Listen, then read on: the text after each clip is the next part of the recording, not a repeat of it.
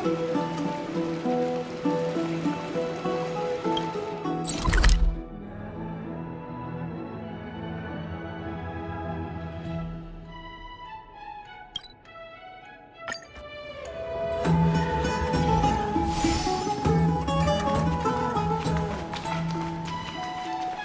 love to go in and take a look.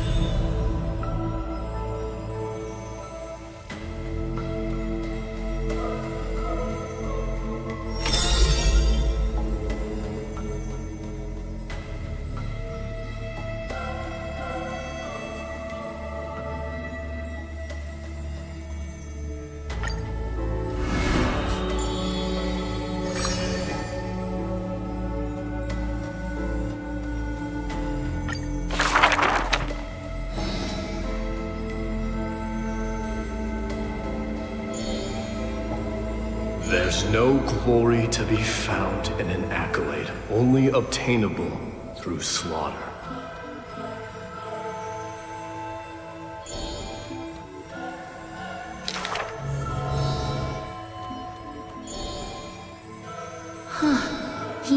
managed to survive all of that? Even the god of death turned him away.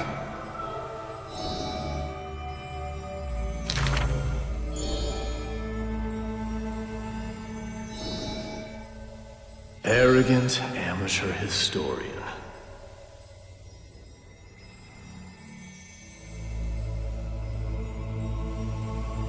This is pomegranate juice.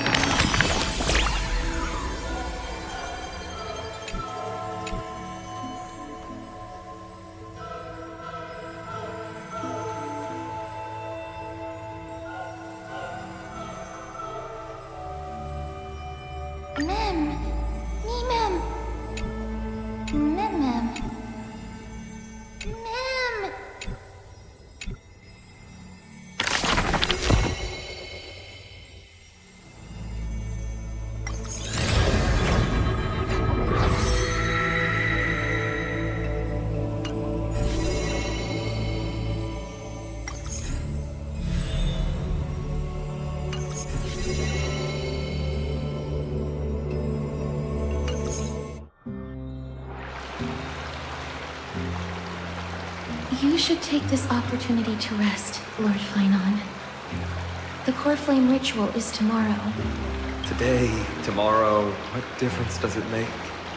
It's always morning in Akima under Kethely's protection. So long as the light continues to shine this brightly, I won't be getting any sleep. Why force myself to shut my eyes when I can instead take this time to calm my mind and gather my thoughts? That counts as rest too. Have you thought things through, then? Not at all.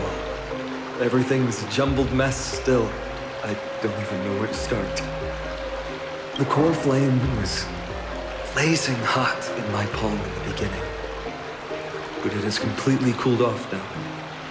I can barely feel it. Miss Castoris, does this mean I'm a good match for Nikador? I don't quite get how it works, but if it's going to put you at ease, then I will say yes to that. Thank you. That's the abyss in the distance. Oh, that reminds me of the question I didn't get to ask. Back in the temple with the scales of justice, when Orynyx was trying to deter us, why did you stop me, Miss Castoris? Because I knew there must be another solution. Something more important than the fate of Amphorius. It is far too cruel and unfair to ask that of you. You should know that I would have gone ahead if Don Hung hadn't come up with an answer in time.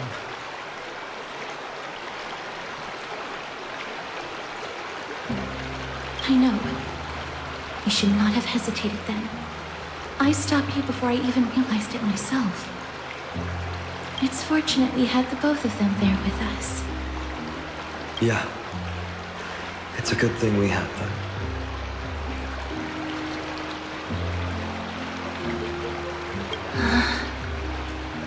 Are you still thinking about the past, Lord Flynon?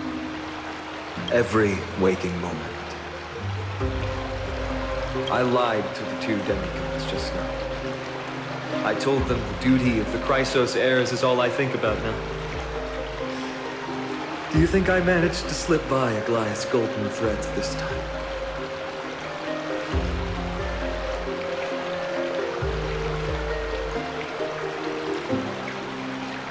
No one fools her, Lord Flynon. She merely chooses to turn a blind eye to our lies. You're right. How foolish of me to think I got away with it. I often wonder if someone as ordinary as me can really become a hero. I thought defeating Nikador would quell the voice of doubt in my mind. But it has only grown louder.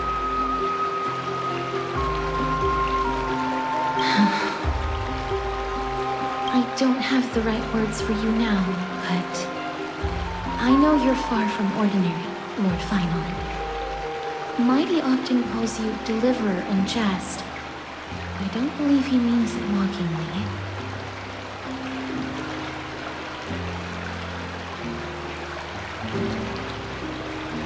I should probably shut out these pointless thoughts and empty my mind until the hour of the ritual.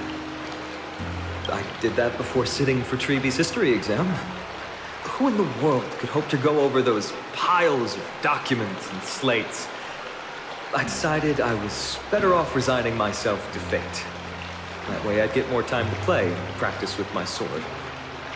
How did you do on the exam, then? My score? I don't remember anymore.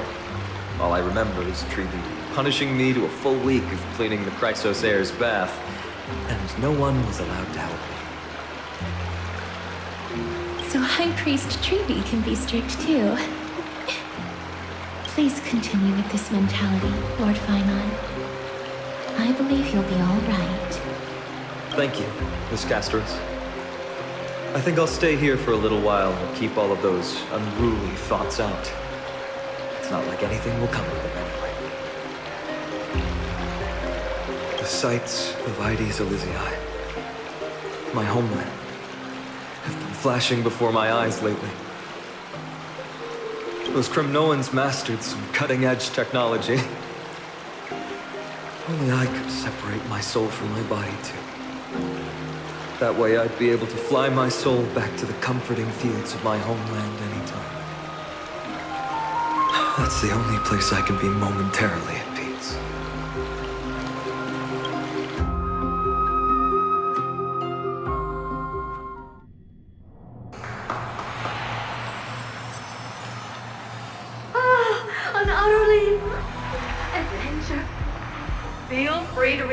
blank with whatever description you see fit. Oh, I bet you're as curious as I am. So, what's going to happen next? Oh, keep it together. All that excitement isn't going to get you anywhere, you know? Why don't you follow me into another tale on the other side of the cosmos? Ta-da! Recognize this place? Herta Space Station. The base of a genius and the cradle of science. Oh, look at all these puppets! Aren't they dearly exquisite? Let's just say I've already heard many others secretly gushing. She looks so pretty on more than one occasion. If you ask me though, they barely did justice to Madame Herta's beauty. Maybe just 10%. No, not even 1% of the real deal. Now, I'm no fawner here, just stating an objective fact. Oh, remember this scene? Oh, it evoked so much emotion in me. The esteemed Madame Herta, Genius Society number 83, asking the great Noose a question. An attempt to gain a peek into the divinity's mysteries through them. Alright, so continuing from where we left off last time, this is where everything would begin for the genius smart enough to rewrite the history of the entire Fourth mirror? Who exactly are you talking to? Why, I was just ramping it up for our grand appearance, Madam.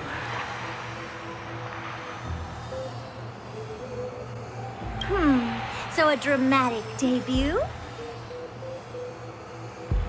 But what are the odds of that happening? Sure, slightly plausible, if I did manage to talk to Droidhead. But guess what's the problem? They have no reaction whatsoever. But look at this, Madam Herta. You're standing before Noose here. Oh, that? That's a hologram. What? I can't possibly summon the real Droidhead here, can I? Wait, what? You mean to say you've just been reciting your lines before a hologram? Yeah, creating dramatic value. Isn't that what you're most obsessed with? Moving on. Don't try, but you wouldn't even begin to imagine how difficult it is to send a message to Noose. And I went all out for it. Powering the audience system alone required me to reconfigure the energy supply of the entire space station. I had to switch it to hibernate mode before rebooting everything. Do you have any idea how much that costs? How much? How much?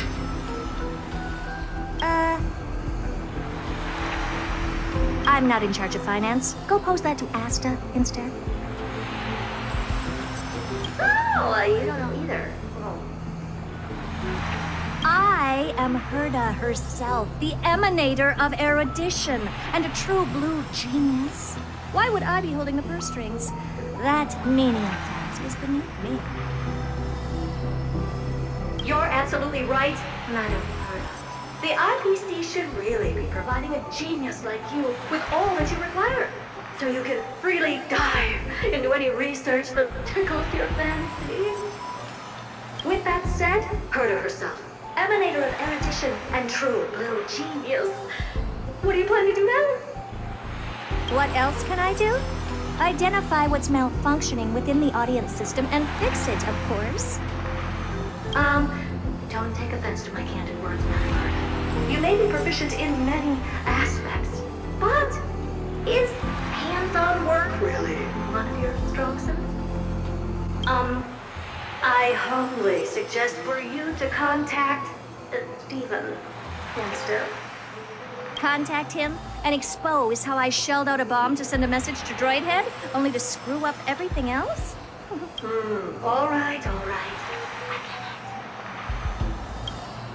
Good that you do. There. That's the audience systems terminal. Come, walk with me. We'll check what's wrong with it. Aye, ma'am. Oh, but I can't walk. I can only go. What's with your witty remarks today?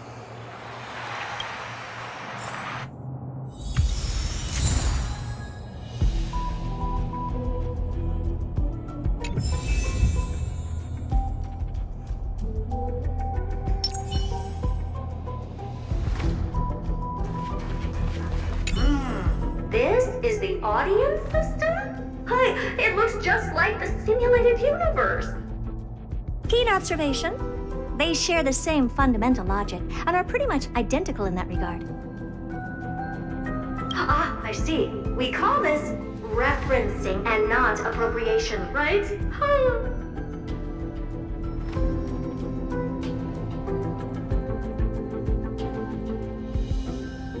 One more stupid remark from you, and you can watch Fifth Mirror reference your role because I'm going to be dropping you as my assistant. Focus now. The audience system is divided into 3 zones: energy supply, computing, and communications. Each zone operates independently and will only be integrated via the path of erudition when the system is booted. Sending a message to Droid Head involves more intricacies than you can imagine. If routine trials and maintenance on such an elaborately sophisticated system are already as bad as squaring circles, then it's no surprise for glitches like this to crop up. I see. So, Madam Herda, can you use your professional judgment to tell which zone the glitch is in? Of course, all 3. No sweat. They'll be up and running again after some simple technical tweaking. The 3 zones are compartmentalized, so we're going to have to troubleshoot them one at a time. Let's start with the energy supply zone. Get ready, and then we'll go over it. I'm just a mirror, Madam Herda. If you're ready, then your reflection in me will also be ready to go.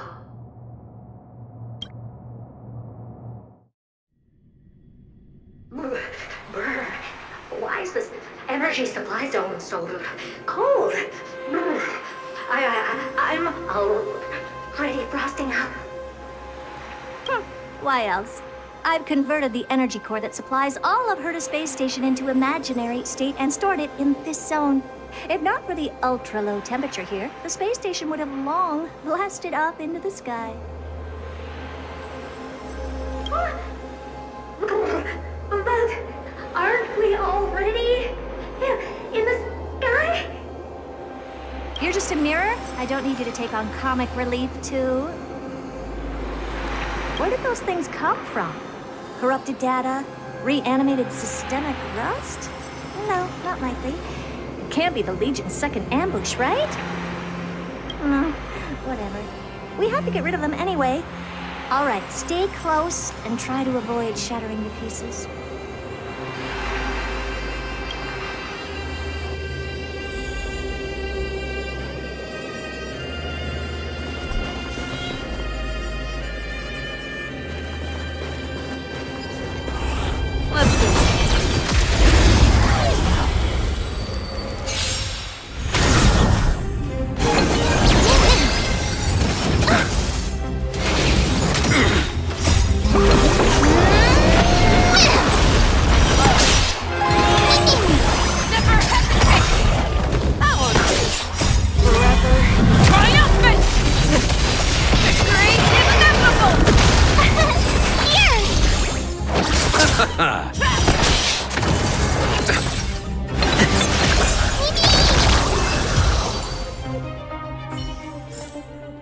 Yeah, it's over already.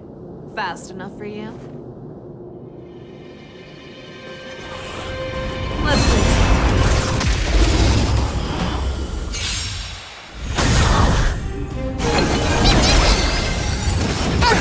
Nothing major. Receive divinity.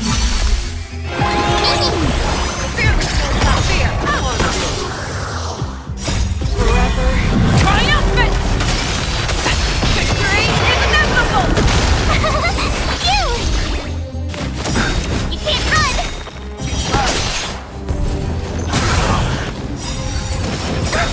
Try that again! The dead return! Watch this awesome move!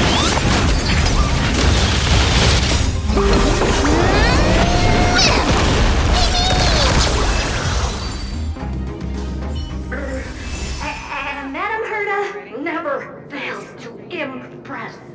Those things are no match for you. A piece of cake. Now that this place is cleaned up, let's set everything in order and move on to the next zone.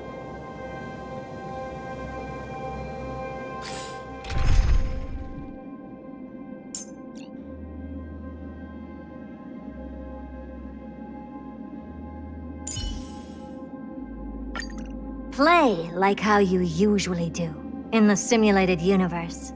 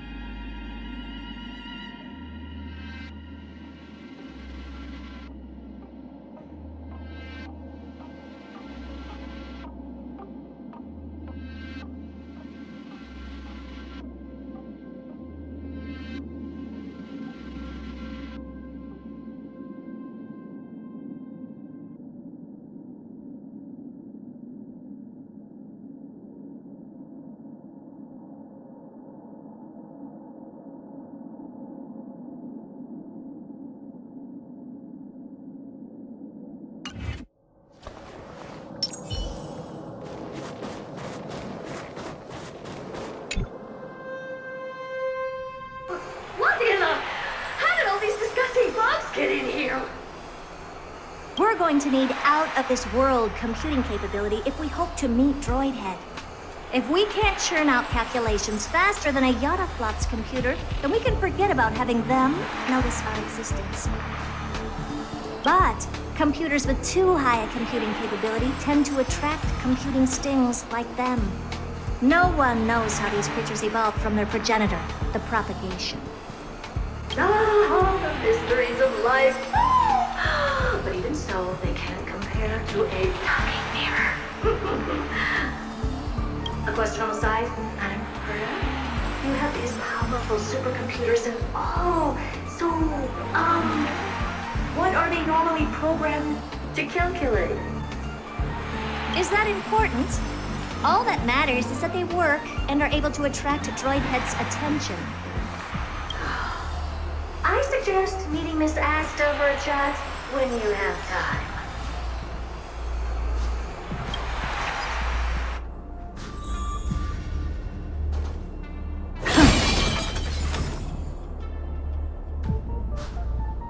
Take a look. This is pure genius in action.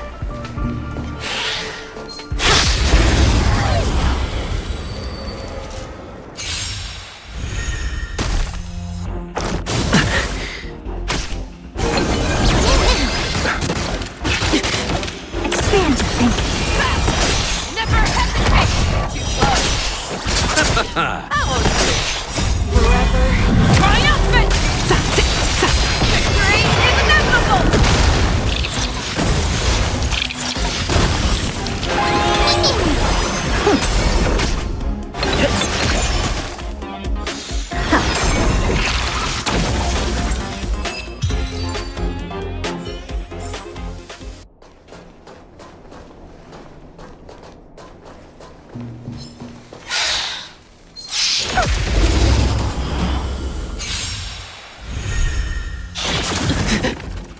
Receive divinity.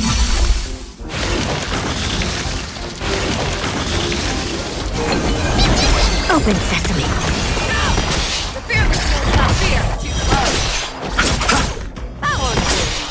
Forever triumphant! Victory is inevitable!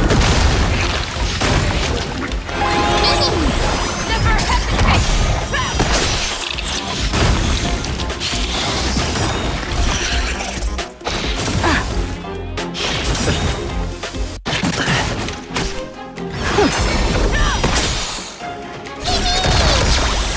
Endless riddle. Nothing but a boy. Expand your thinking. What a crow.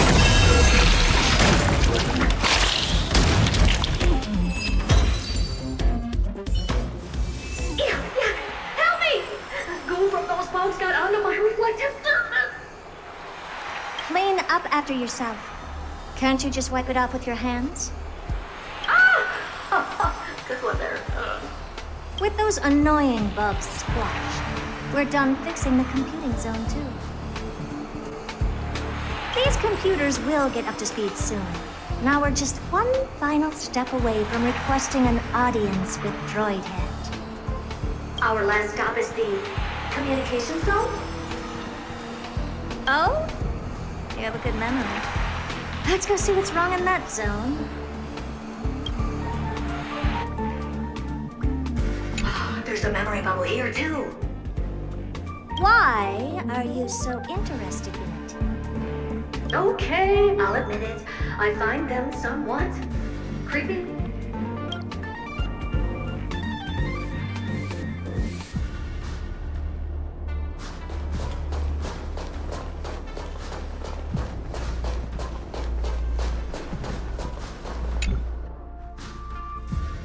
What's all this? I didn't think your puppets would be in here too, Madam Herda.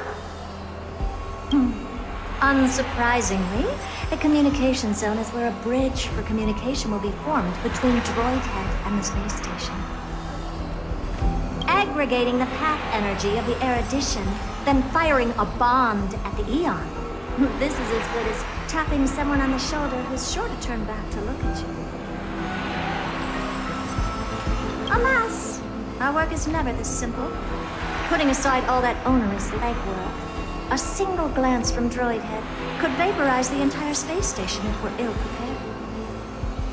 I see. So letting the space station go into hibernation is a protective measure of sorts. To prevent it from slipping into operational overload and turning into a scrap world? Very perceptive for a mirror. Mirror see. And here, mirror do. No, I neither have eyes nor ears. This dome seems to be functioning fine. These puppets are doing their job, and I don't see any obvious malfunction. Things may look fine only on the surface. Madam Herda, behind you.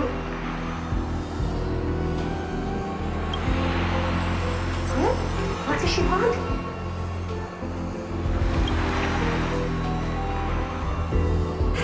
Let me take a look. This puppet should be number 2757. How did you tell? Shh! Don't distract me when I'm checking the puppet's parameters. 2757. That's strange. What's wrong? Madam Herda? The replica personality module is off. Well, that can't be. This parameter is set to be enabled by default. And the utterly absurd module has also been disabled? Something's definitely wrong here. I checked a couple days ago and made sure every puppet has it switched on. The attack, anything, everything module. No, wait. Why? Do you even have such presets? Is enabled. Intruder detected. Drats. Come and help me, Mirror. Anything, everything, attack!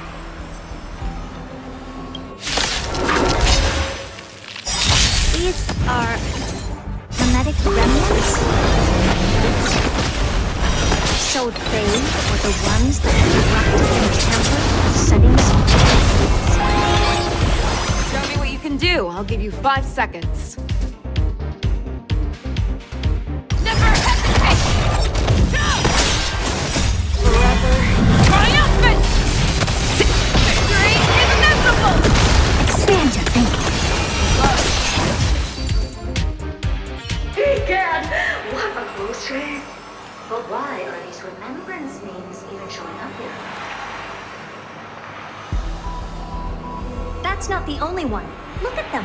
Number 7631 and number 10136 are affected too. Can't you do a factory reset on them? Sorry to disappoint. The absolutely not module has been enabled, so not even I get to bypass its permissions. Whoopsie. What were you really trying to achieve with these creations?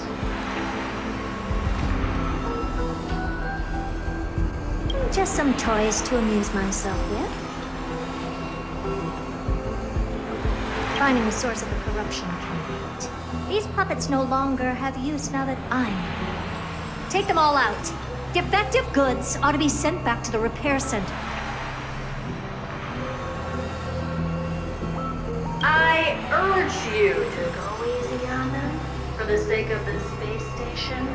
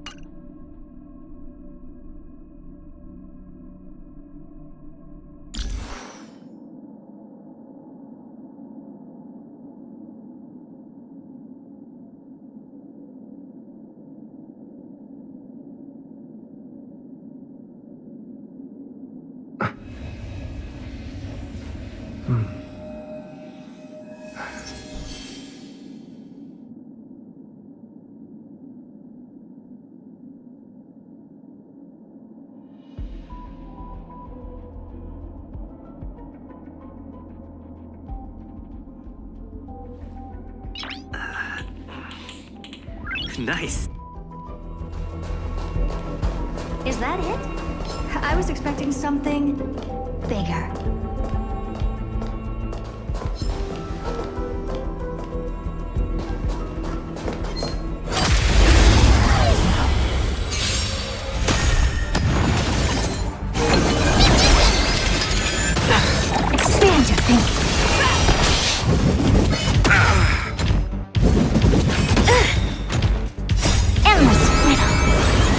Nothing but a boy. Open sesame. What a crumb.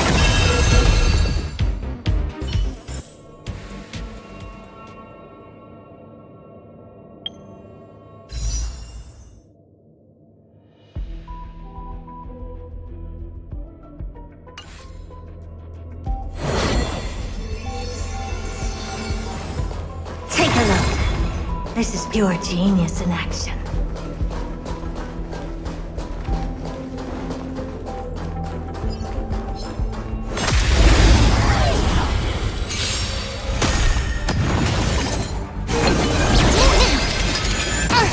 Expand your thinking. Receive divinity. Open sesame. Endless riddle. Nothing but a boy. Expand your thinking. Glimpse the unknown.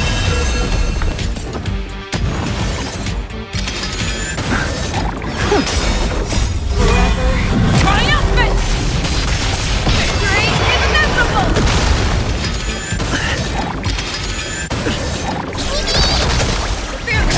Fear, I won't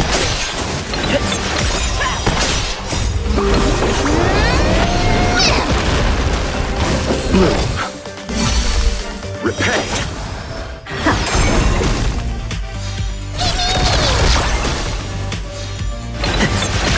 never hesitate! They're completely battered, save for their heads. Well, never strike someone in the face. The same goes for puppets. I'm picking up signals from more puppets somewhere further in. Let's go take a look.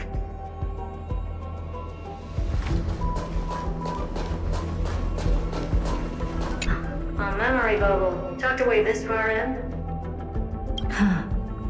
I think I know what this is about now. This is interesting. But we can leave that for later. Let's take care of the malfunctioning puppets first.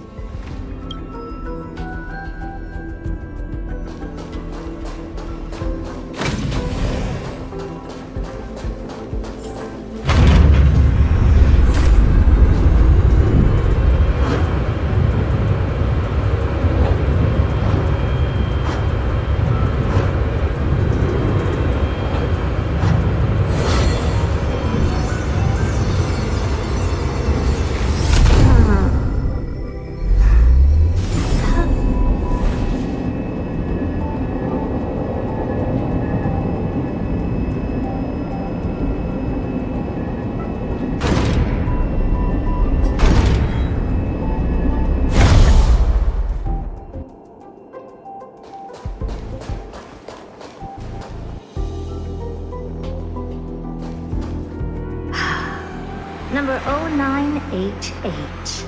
The pride of my creations. Should I even be curious? Puppets before her were all as dull as brick walls, mundane and uninspired. I distinctly recall number 0988 being the first puppet I imbued with a magical surprise. Some other puppets that came later also got to enjoy similar privileges. Good to know. But did anyone ask? Fear not, Mira. You have to remember that being a genius means you're destined to solve challenge after challenge. There's no time for rest. Can I just be on the sidelines this time? Pretty please.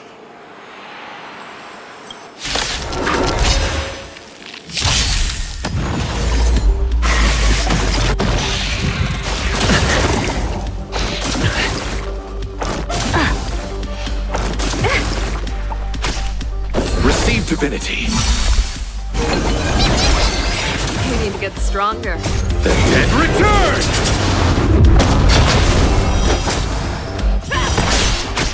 Open sesame. Endless riddle. Nothing but a boy. Expand your thinking. Glimpse the unknown.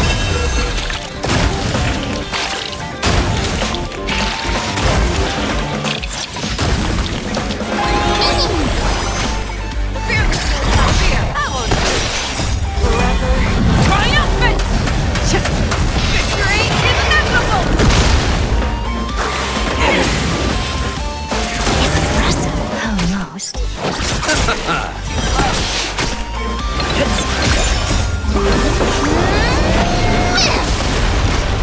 Open sesame. Never hesitate!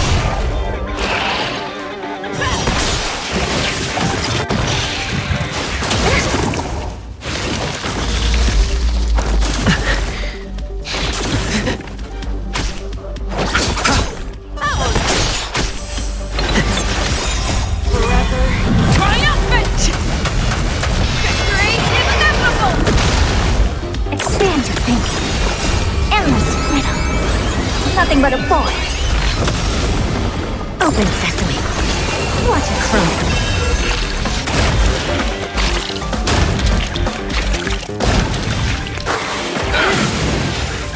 Receive divinity.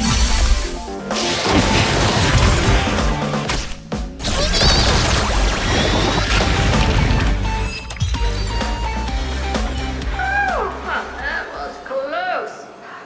I almost shattered.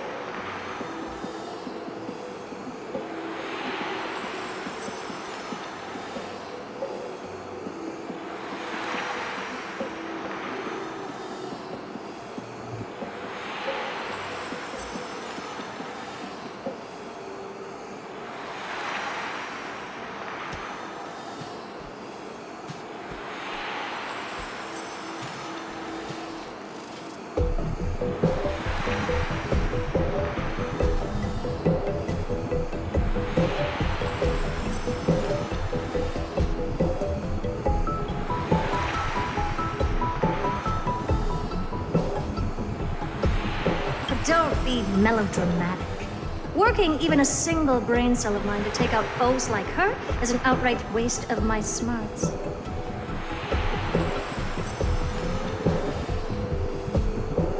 I take it you've taken care of the problems in all three zones? Does that mean? Not yet. There's something else we need to deal with. It seems we've had a little tag-along all this while. You've got quite the sharp eye, Madam Herda. Would you like us to help?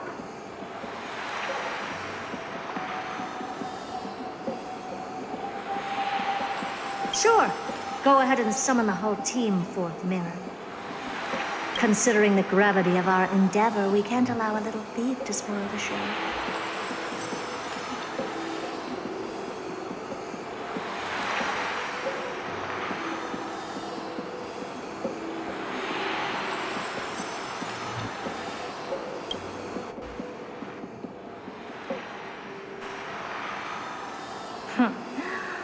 Parasite of the remembrance. Do you truly think your atrocious disguise can outwit the keen sight of a genius like myself?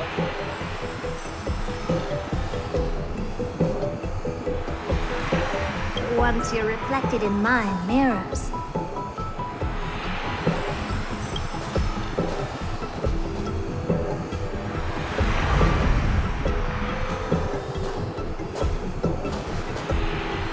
you can forget about escaping. Oh dear, this is bad.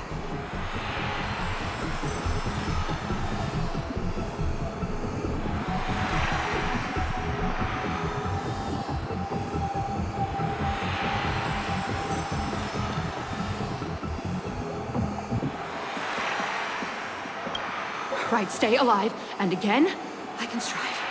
Retreat into the memory zone for now. I can always regroup and try again.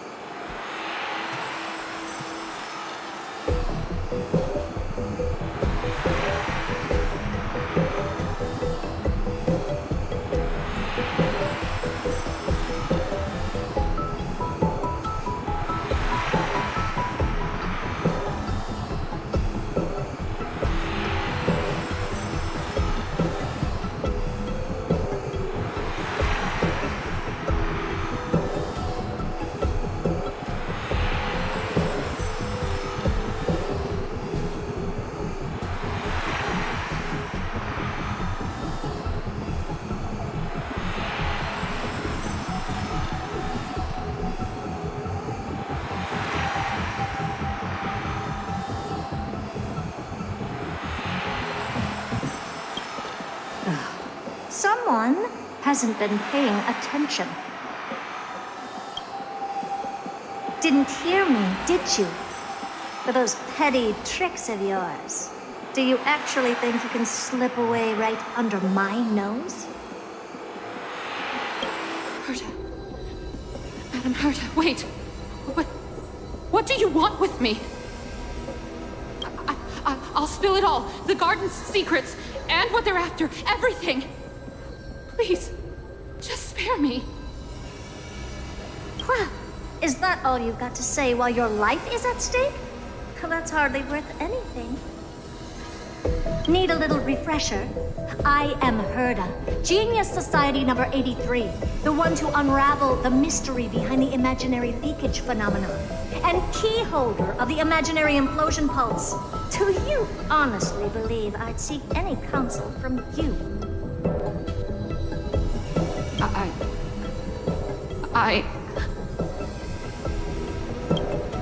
Hush now. Keep quiet. This is my moment to shine, so just listen. You crept in here to steal Noose's memories, didn't you?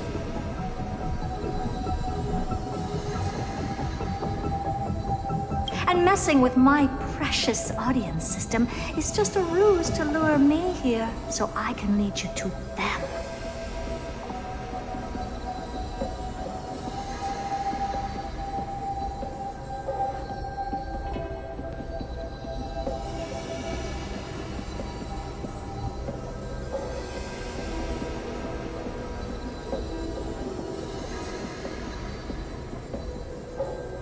What a shame. You're only a step away from completing the mission assigned to you.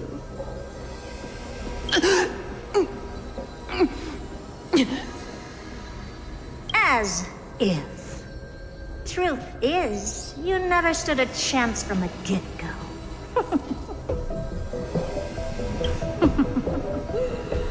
Think I only have fourth mirror following me around? Oh, then you've let your guard down.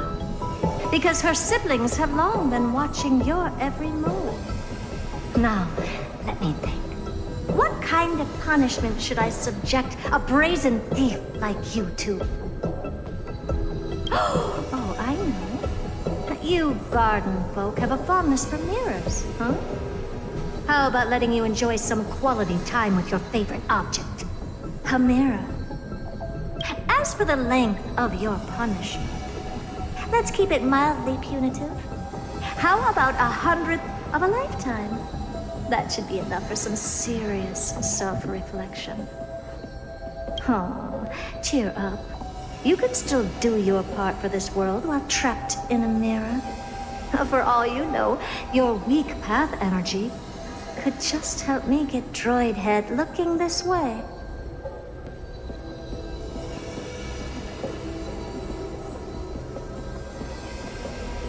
Oh, I should make myself clear. When I said 100th of a lifetime, I meant my lifetime.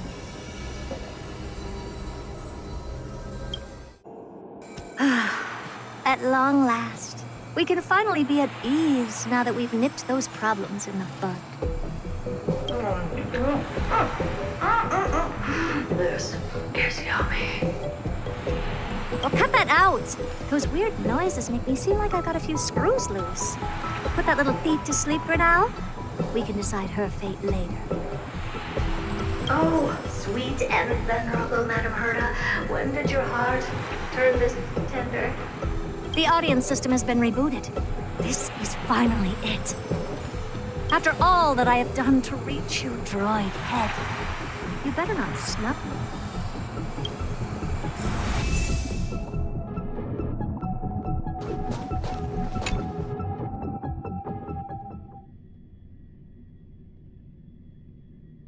The path space. This isn't a figment of the simulated universe, but a perfectly tangible and accessible space. Jack, now's not the time to wallow in nostalgia. Droid head, will you answer me?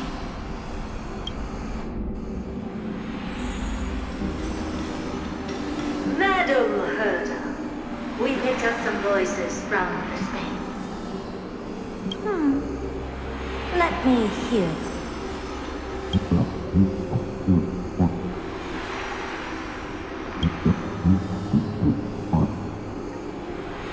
Is this binary arithmetic? Could it be Droidhead?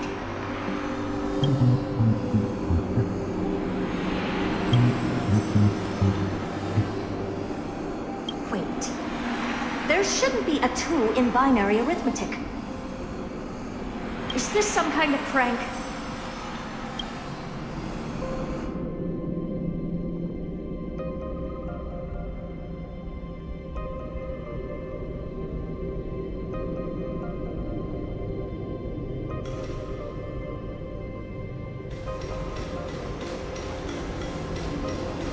Madam Herda, we're hearing those voices again. What now? What should we do? Keep your cool, second mirror. What did they say this time? Play it again for me.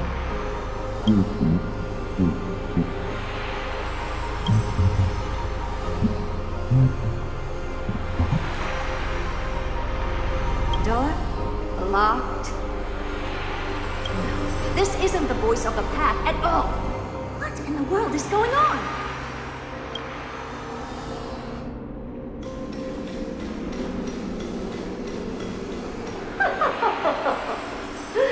Madam Herda, those lads outside seem to be discussing something interesting. Wanna listen in on them?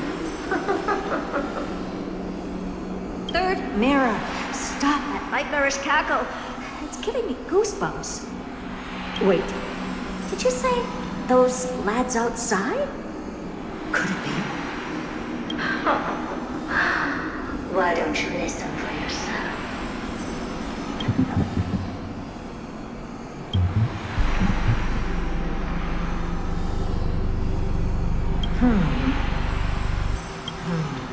This isn't right.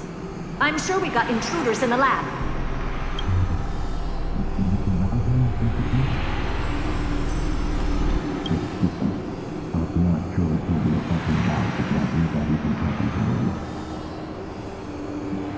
Wait! Stop! Whatever you're about to do. No, don't even think about it. Whoever you are, you better not interrupt me right now. I must continue forward. Just a few more steps and I'll be able to see Droidhead.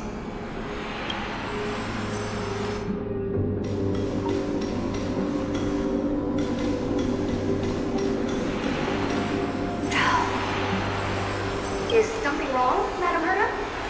No, it's nothing. I was just thinking. Madam Herda? I think you'll want to listen to the voices from beyond this space.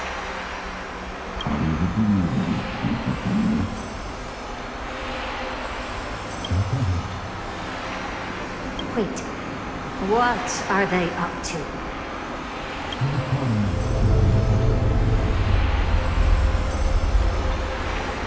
Is this the harmony?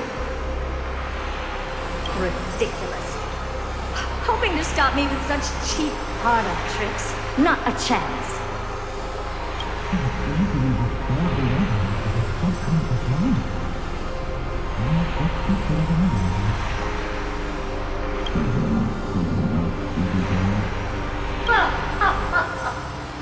Presumptuous fellows.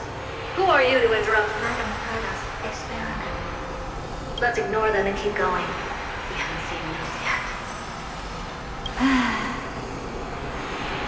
Forget it, Mirror. Let's just leave. Leave? Surely you're not suggesting we stop the audience experiment right now. That's beyond all reason, ma'am.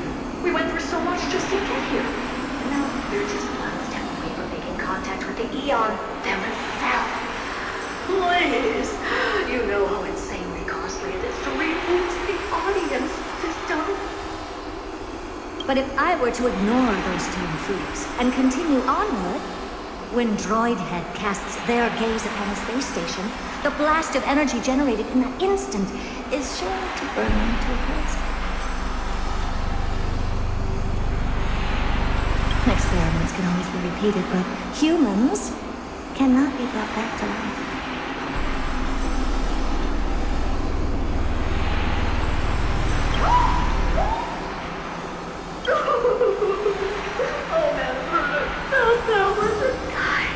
I am truly unlucky here to have found the best. Enough! Don't use that nauseating, fawning tone on me.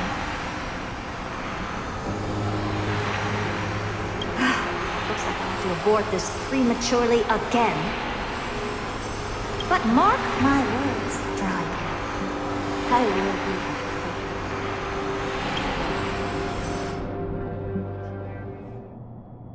Madam Herta? You're finally awake. You two? Oh. My plan is ruined. And it's all thanks to you.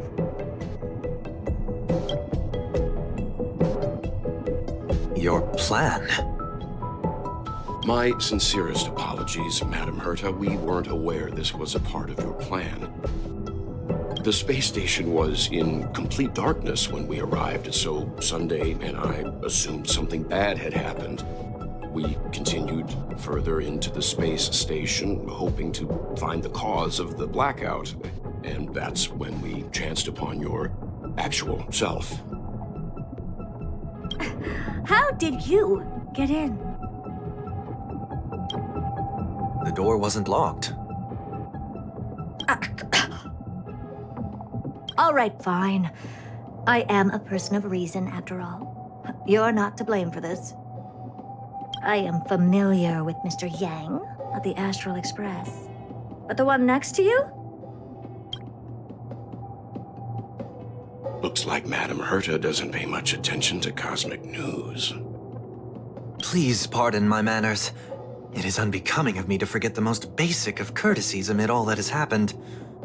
My name is Sunday, and I'm just a passenger of the Express. And this, unremarkable passenger happens to be a Harmony Pathstrider? Do you take me for a child?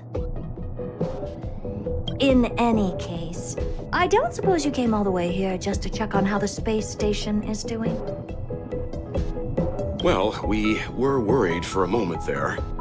But it's good to know the space station isn't in any kind of trouble. We're here because of Amphorius, Madam Herta. Why does that not surprise me? Oh? Something occurred to you? No! I've told Himiko everything I know. Nothing about the world sounds right. Droidhead has cast their gaze upon numerous worlds in the past, and every one of them is etched in my mind. So how could I possibly not know about it? Perhaps those garden folks lied to you. Anyhow, I've looked up the name Amphorius in the simulated universe, though clearly irrelevant results have already been filtered out. There's still an unbelievably long list of generated results. Something about how the Divine Amphorius team will swap out their current crest emblem for one in King Babaru's likeness in the next season. I hope that can be of some help to you. We may as well take a look at it. I still don't get it, though. Didn't the Astral Express already depart some time ago? Is that world so incredibly spectacular that it warrants this return trip? Well, that's because we're caught between a rock and a hard place. If Amphorius is indeed inextricably entwined with eons, paths, and even the erudition, we're going to need the wisdom of a genius to help us, especially now that we've seen the planet for ourselves. Elaborate a little on this rock and a hard place you're caught between. We've lost all contact with two indispensable companions since they entered Amphorius. And that's not all. One of our other companions is suffering from a serious and inexplicable affliction.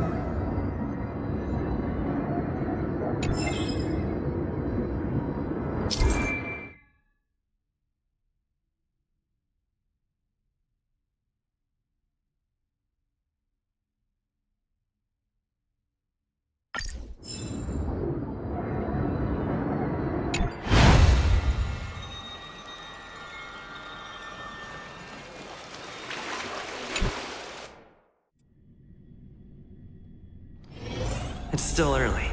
Where to now?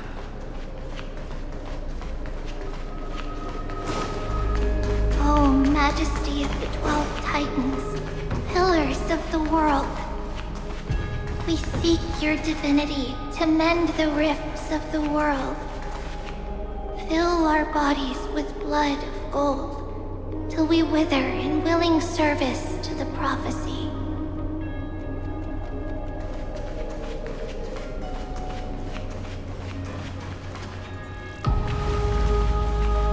Your guests are here, Finan. We can begin the ritual now.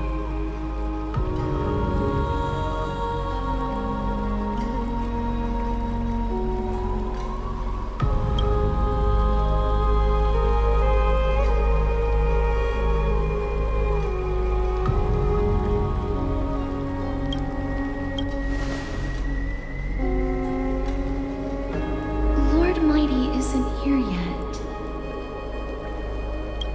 It's fine, Miss Caceres.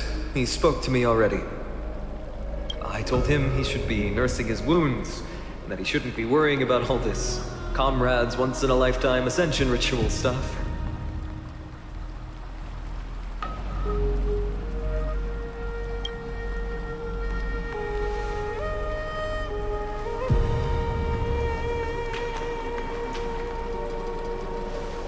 So, I'm ready to begin. Teacher, show him the way forward.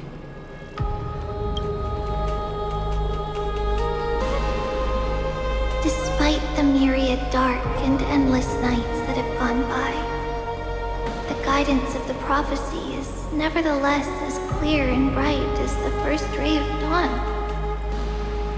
Overthrow the gods, it declared. Restore the core flames, it declared.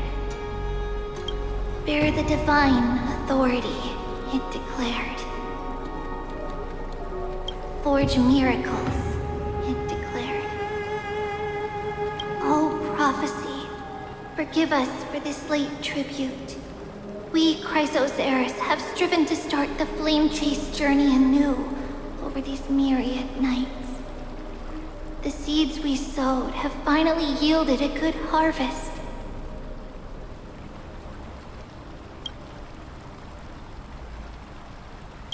The seventh core flame needed for the miracle that once belonged to the great Lance of Fury, Nikador, shall now be returned by an elected hero of the Chrysos heirs, an upstanding citizen, a valiant warrior, and a noble soul.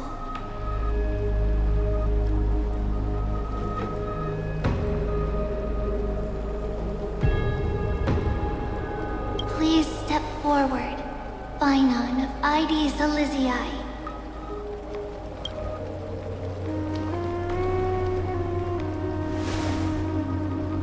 Recite with us. O Majesty of the 12 Titans, pillars of the world, we seek your divinity to mend the rifts of the world. Fill our bodies with blood of gold, till we wither in willing service to the prophecy. Surrender the core flame, Chrysos heir.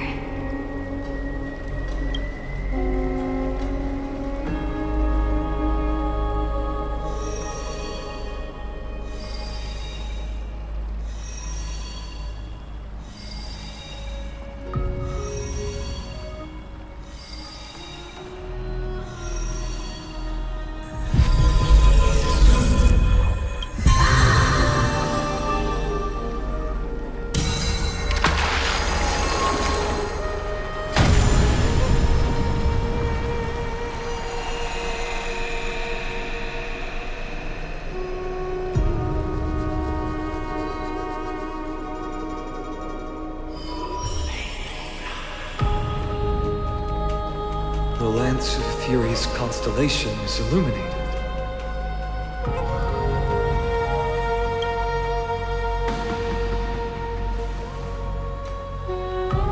Why is the vortex this silent? Was it also like that in the past? Patience, Paean. Do not make us question this decision.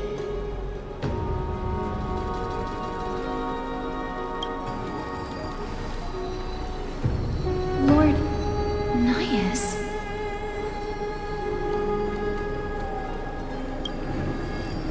I'm afraid he's not the person you know, Castorus. That is a manifestation of the prophecy, an echo of the Titan's divinity.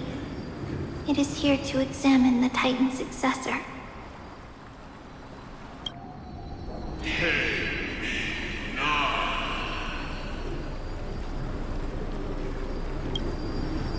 Mortal who wishes to inherit my divine authority. Your strength and character have been thoroughly tested.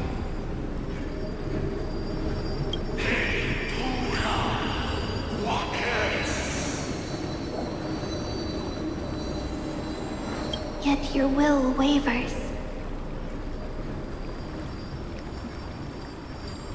If you are to inherit Nikador's relentless fight against the unspeakable Black Tide,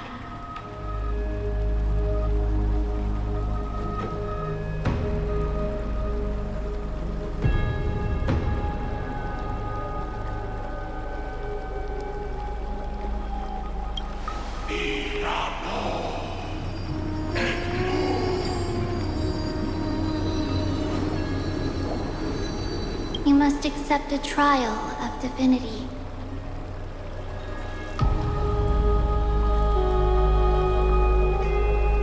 Prove that you possess an indestructible will, and vanquish the fears deep in your heart.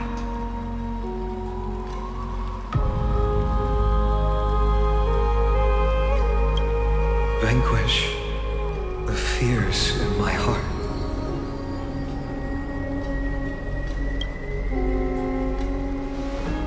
So be it. No matter what obstacles you plan to put in my way, I'm ready to overcome them.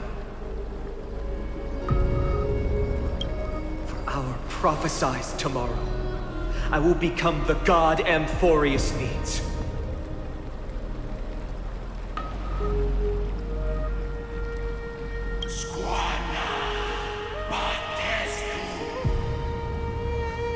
Come with me, Paean of Aegis Elysiae. In fear, you shall abandon your mortal body, and in suffering, be reborn as a god.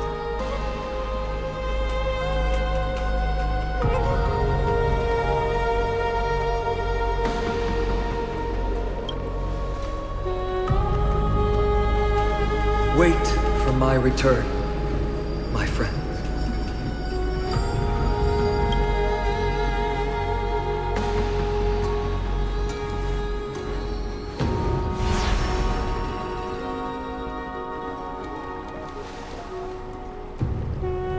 Lord Paean is gone?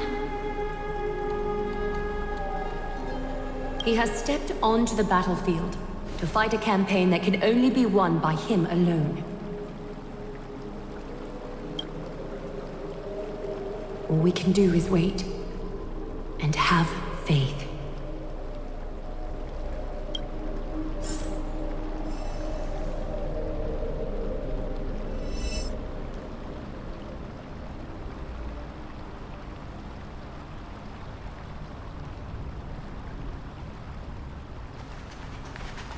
I pray you truly are prepared, Lord Paean.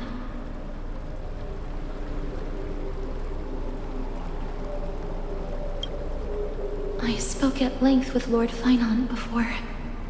There was hesitation in his words. The manifestation of the prophecy must have seen this. It saw Lord Paean's heart wavering. Wherever he is, whatever he is fighting, I pray he makes it through this test.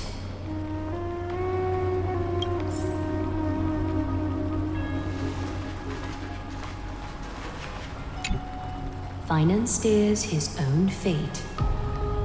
If he can conquer his fear and return as a demigod, we will be one step closer to the miracle that the prophecy promised.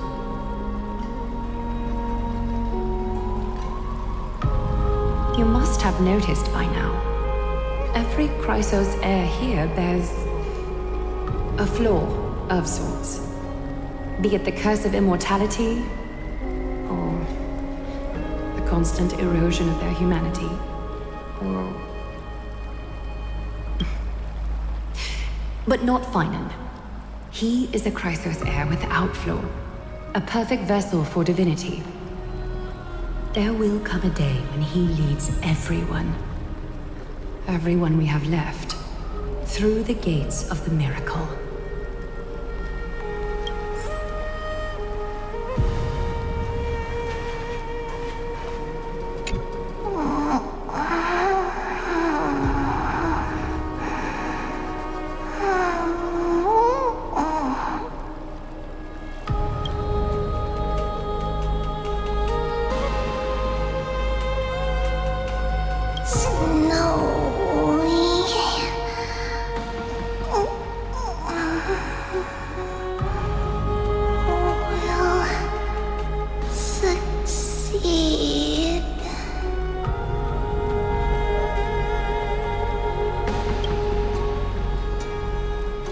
Still too late, huh?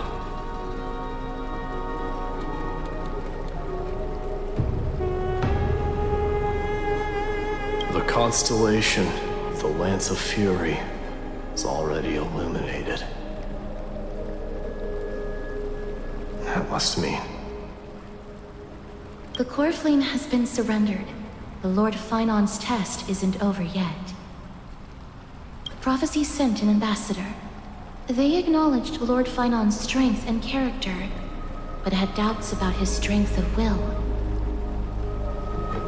He must conquer his fear and prove himself to the prophecy. I was right to be worried. I want to formally thank you, outsiders. Were it not for your aid, our campaign against Nikador would have been 100 times more arduous.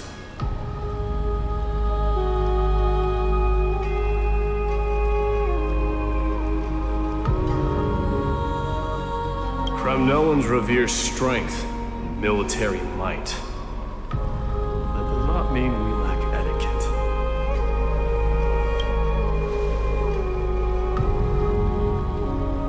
They don't know yet? That guy has always been tormented by his past. I may not be the right person to tell you about him, but you must know his past if you are to continue fighting alongside Paean. Lord Mighty, please allow me.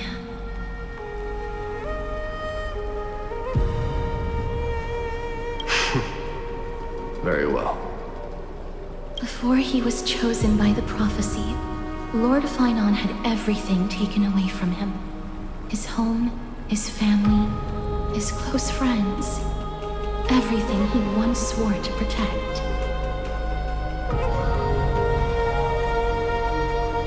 He became a hollowed shell in his youth, and the blazing flames of vengeance were the only thing sustaining him.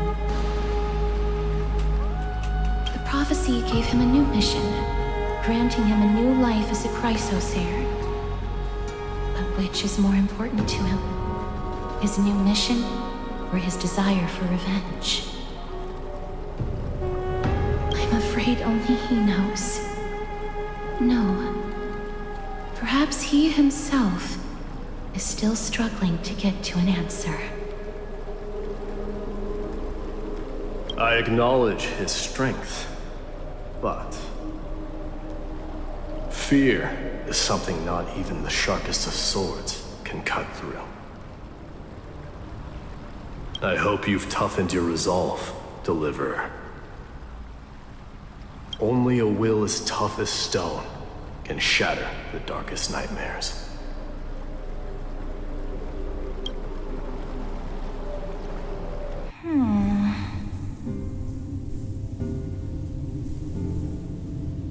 Is something wrong?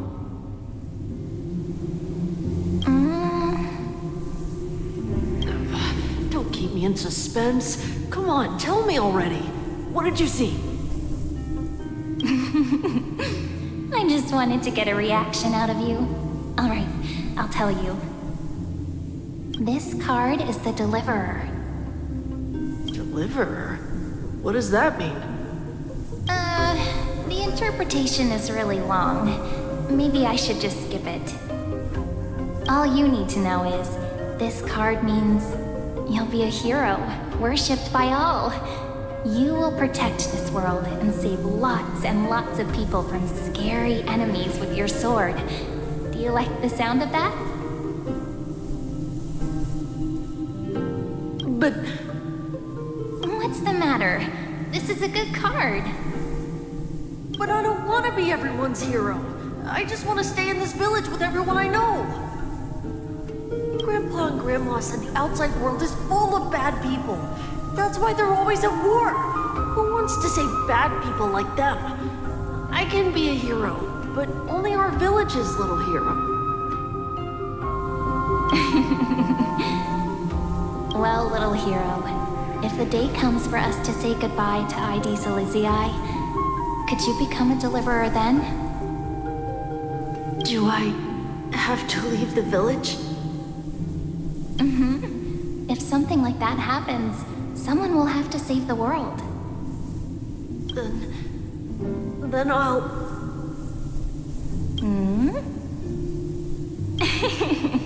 I'm just teasing you. Don't worry. ID Silizii is a peaceful place. Bad people won't reach us here. Are you going home already? If you're not in a hurry, should we go play with the fairies again? Oh, fairies! Okay, I love playing with them. I'll win back the wooden sword I lost to them. Look at how excited that got you. Let's go then. May this world never have need for a deliverer.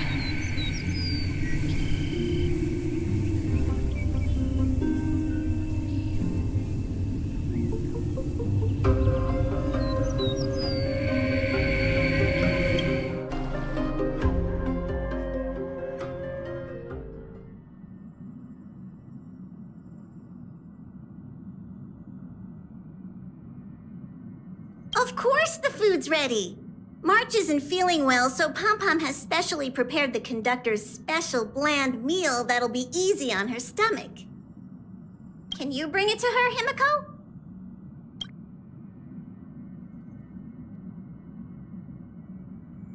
Nuh-uh! No coffee when she's already feeling unwell!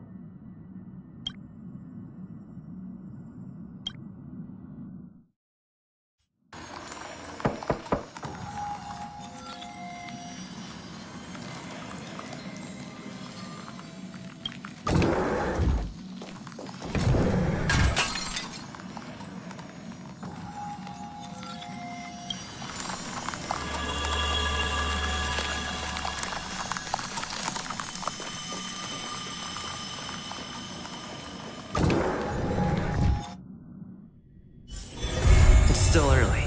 Where to now?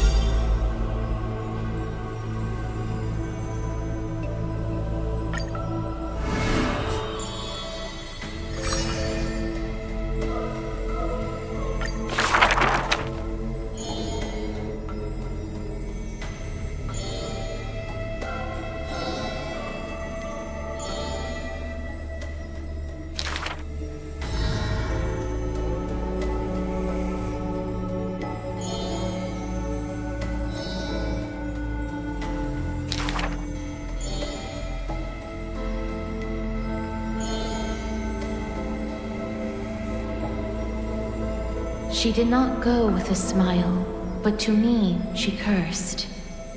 Oh, life's end, how ugly you are, how despicable.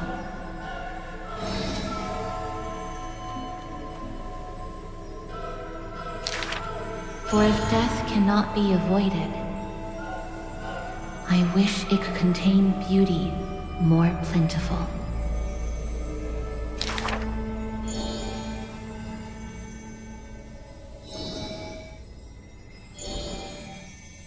Stay alive.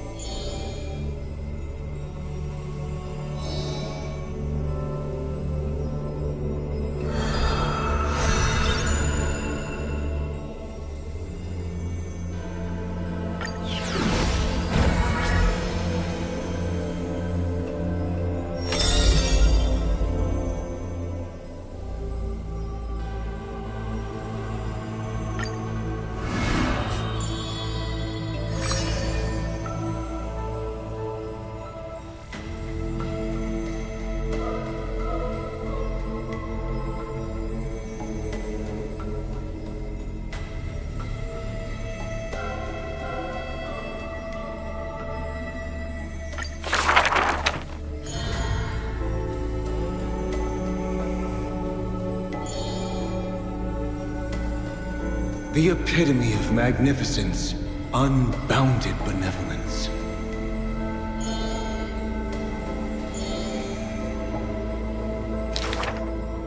But there's one thing she'll never be able to achieve. She will never be able to produce something seamless.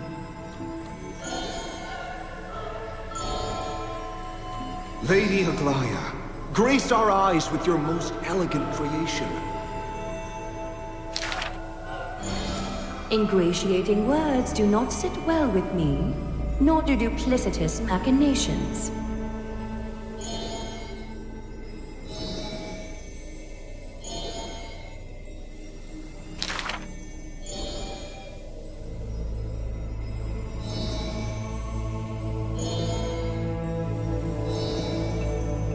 As long as the thread has form, it is enough to craft seamless finery.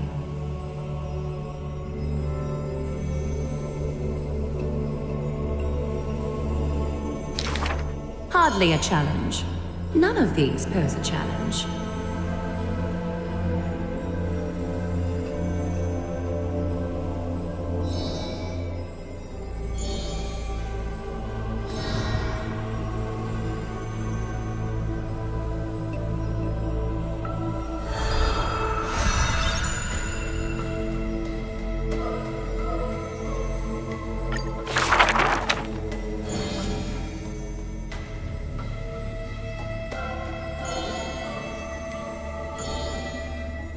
She's about to get rid of her failed pieces!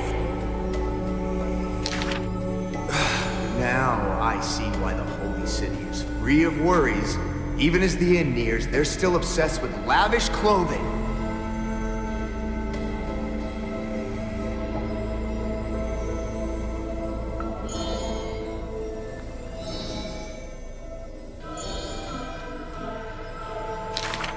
Are flawed creations really still worth the people's adoration?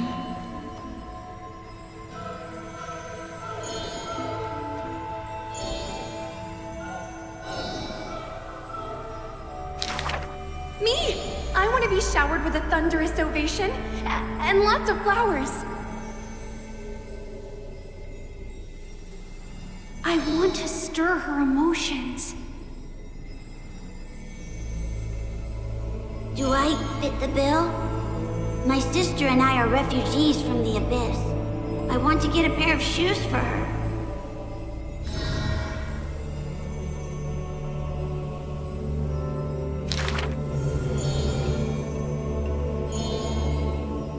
Go. Go to the 3 children in the city.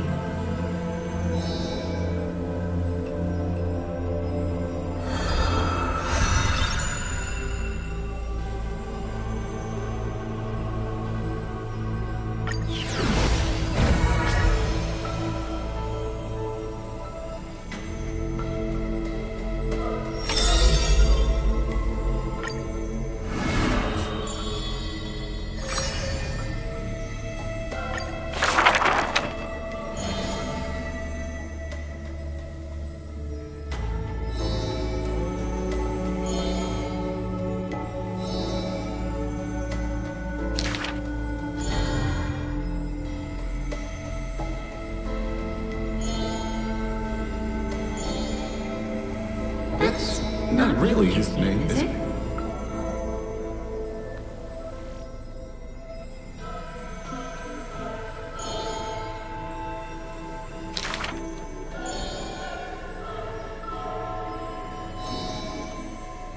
Losses are a constant on the flame chase journey, where life too seems as small as a speck of dust. No matter. My existence is of little consequence.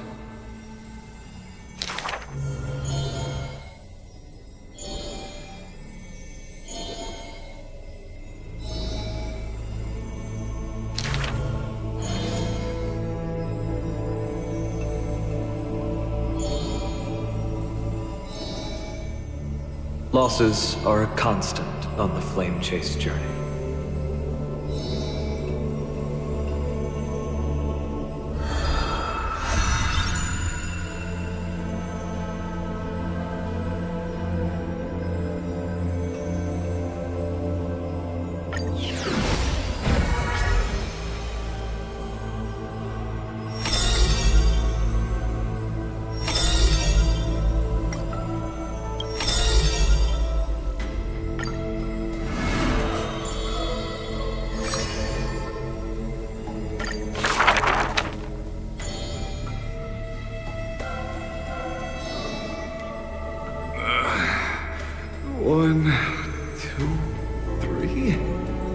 there's 3 identical children?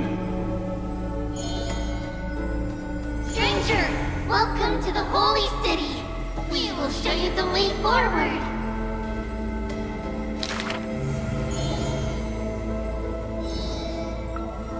High Priest, please guide us once again as we spread our wings on this long journey.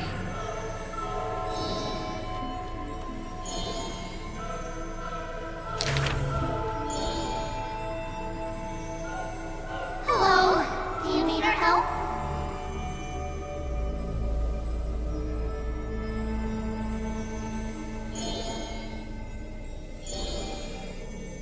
The 3 pillars of Akama. There's no need to be so somber. How about we play a game together? Guess who we are?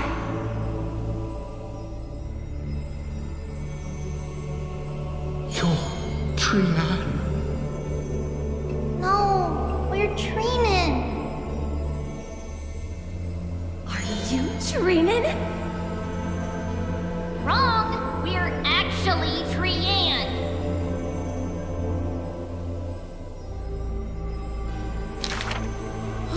Then you must be Treevee! You're right. Good job.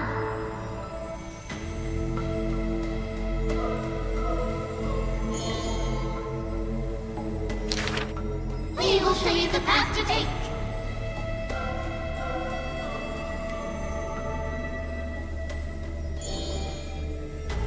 You're lucky. You merely took a wrong turn. However, there are many more unfortunate souls who have lost their direction in life.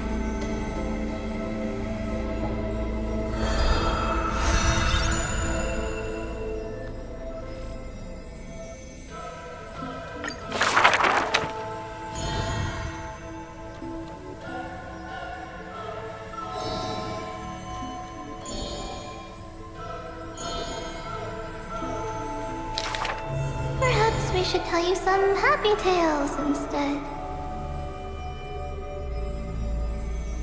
Our greatest talent is performing Amphorius' nursery rhymes. How rude! You should be reflecting on the nursery rhyme author's heartfelt intentions instead.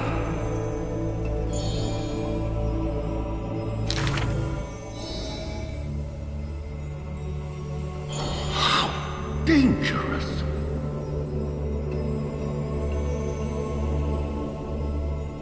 Not Trinin. That's Paean!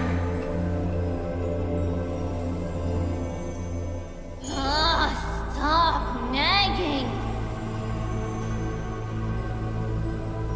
Can't I just play with something I've created?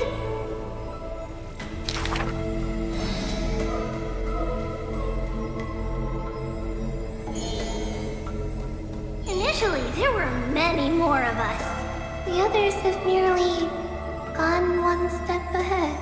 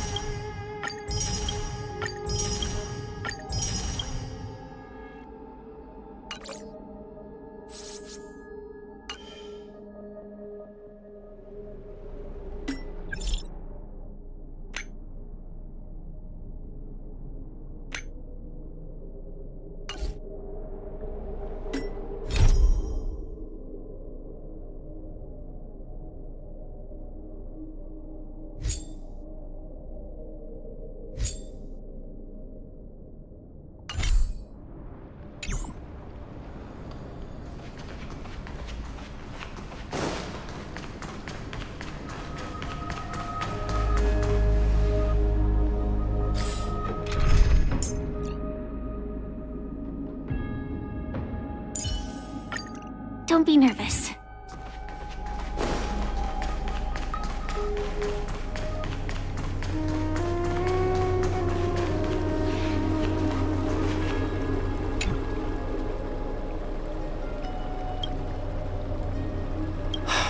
Glaya, with all due respect, this trial's taking far too long.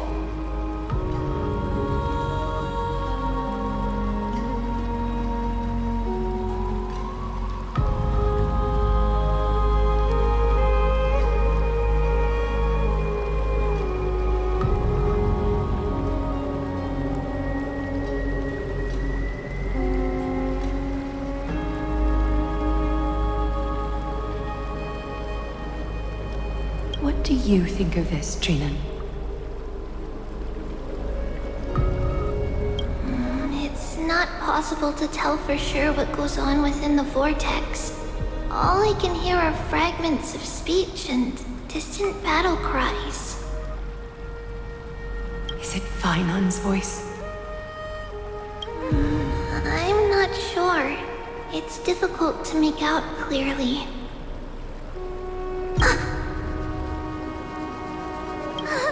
Wait, no! Lady Trinan. Louis' voice. I can't hear him anymore.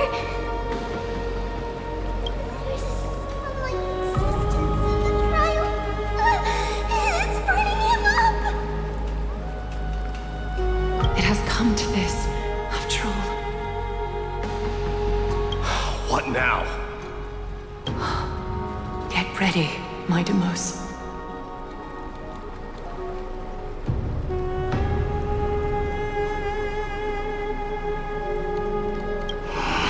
Time for Plan B. As I promised you, Aglaya, I will intervene in the trial this time to bring your deliverer out to safety. But that's as far as I will go. Of course. I know this is not the time to demand any more from you. Discerning. All right then. To be as prepared as I can, I hope that the two Outlander warriors can also join me. That might not be a good idea. The core flame trial is many times more complicated than a standard ritual. Even the slightest misjudgment, misstep, or hiccup could result in grave consequences. Our two distinguished guests are not obliged to risk their lives for the flame chase journey. Let me join you instead, Lord Mighty.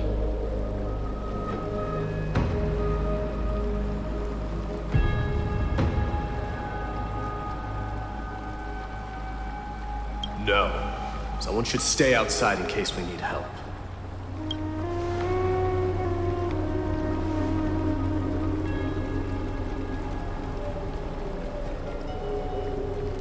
Join me in the trial to look for Fainan. And when we do, Glaya's golden thread will guide us back out. Assuming we survive Nikador's wrath.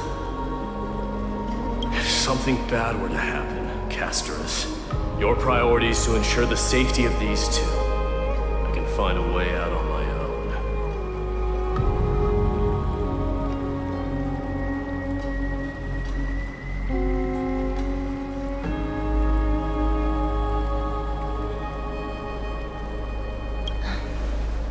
Yes, Lord Mighty. Thank you both for your valor. Time to get to work then. Let me have the honor of taking the lead in this battle.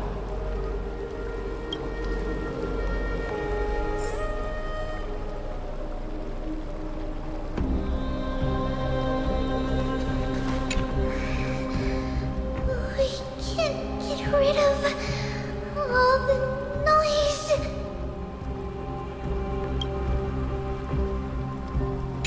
Please, stay safe.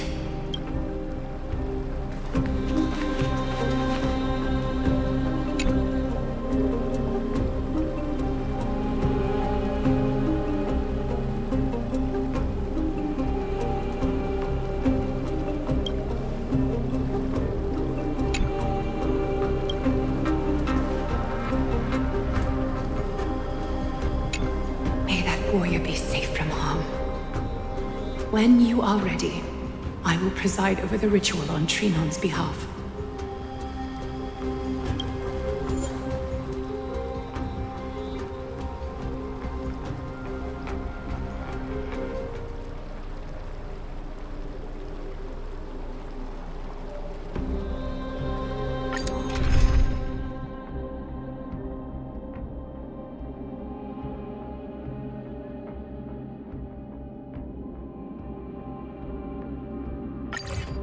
Our reinforcements from beyond the sky. Warriors of high esteem. Please close your eyes and hold your breath. They once kept the fate of this world, and many other challengers safe from the devastating rage of strife. They now seek to venture deep into the trial of divinity and prove their will to destroy our enemies, as foretold by the prophecy.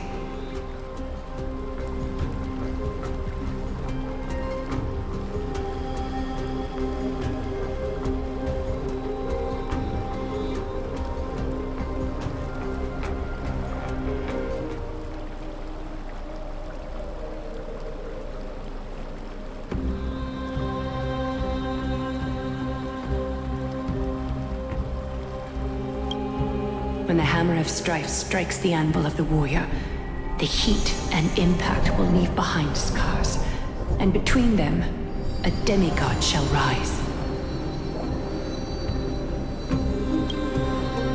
Very well. Come forth then. Souls pour into this realm, and warriors in the making. Follow me into the mist and flames. Come face to face with the greatest fear in the depths of a warrior's heart. And with thy strength, banish the darkness and usher in sunlight. Let all lost souls find courage on a long journey back home.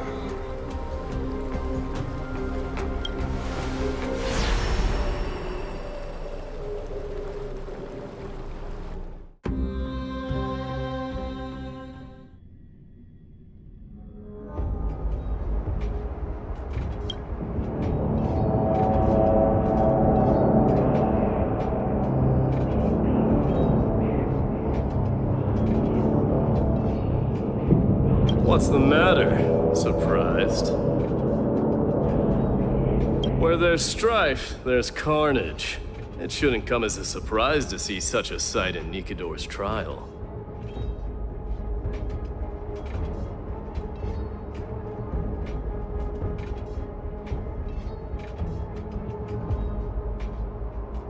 I don't see him around here. We should go first. Let's pray he stays safe. Huh. The greatest fear in the depths of a warrior's heart, huh? So, this is what he fears the most. Commit to die!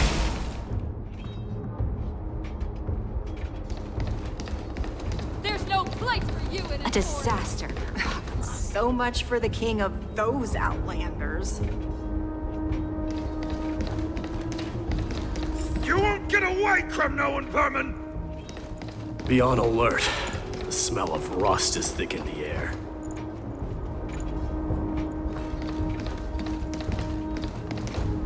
Tell me your name, brute. Your demise shall be a tale I boast about at the feast table. My name is Perdiccas, and I am here to avenge my people. Kremnoans and Akamans are at war? Perdiccas? Even the tragic cries of beasts at the slaughterhouse sound better than your name. Say whatever you like, despicable Achaman. Better to die in battle than return even in glory. May the Kremnoan spirit always watch over me. Foolish brute. I see you're eager to die. Very well then. I shall grant you just that.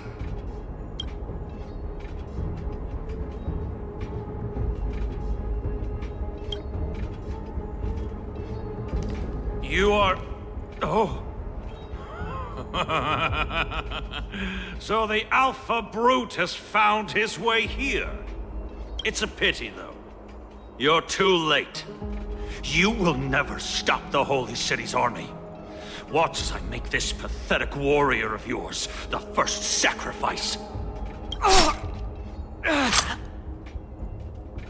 Mightimos, my king.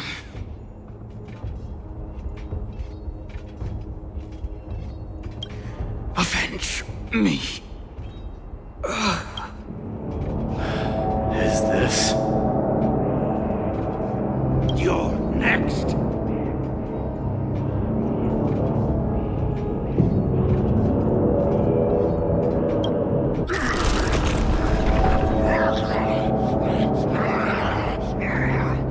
Face your death, cowardly king! This is sick. Bloodlust. The product of Nicanor's breath. I can't die.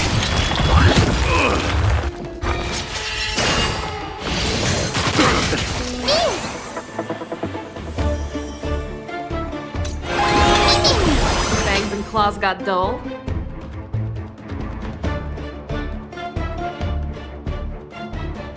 Eternal sleep. The dead return!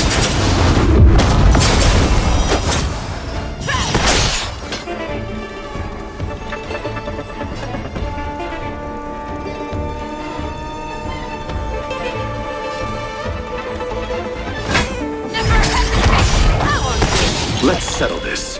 I venture forth to hunt. Forever triumphant! Victory is inevitable!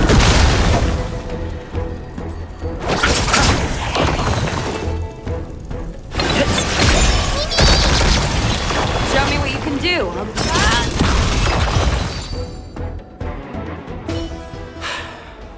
Absurd. I know this, Akaman.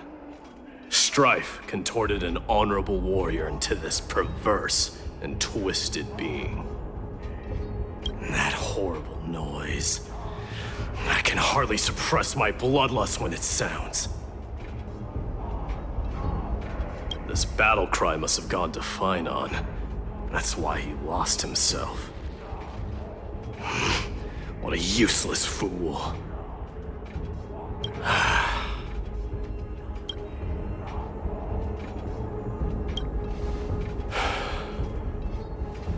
It's nothing. Let's go. That voice is Cartonis? Not you too, Cartonis. Mighty Mos you are. Destroyed all the wicked king. Here to take my life finally.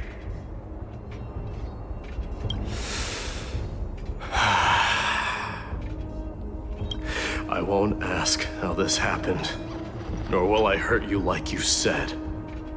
I just need you to tell me where Paean is. All of this, you know very well. Leave our city, cursed son of Gorgo!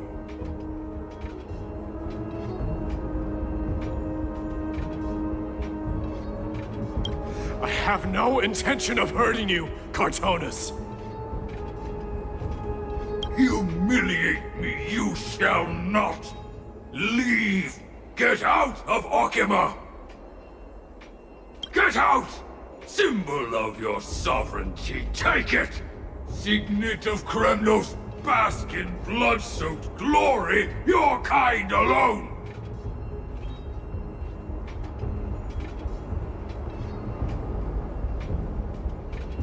This is Mother's signet. It's here again. I knew it.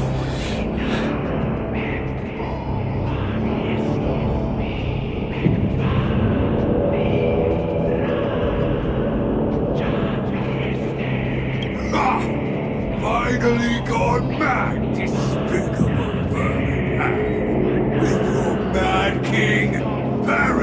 together in that maelstrom of battle! Enough! Be quiet! You are not at all Cartonis. Look out!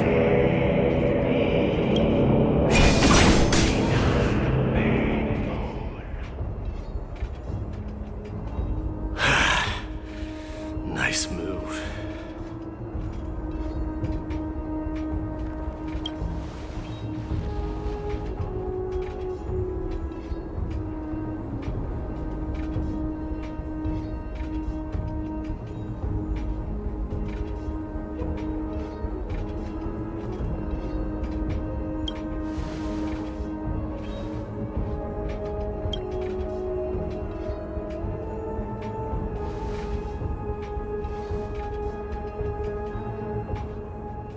Parted the waters.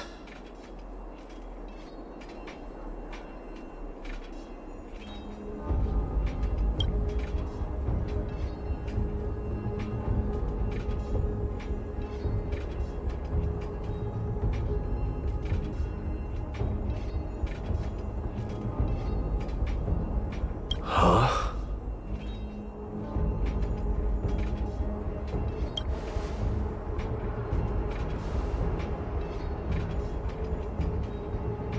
So, you are Don Hung. What did you go through before meeting us?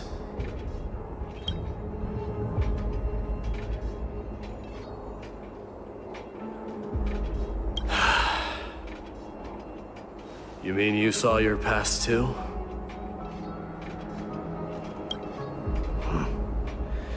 The trial of strife is a vicious one, all right.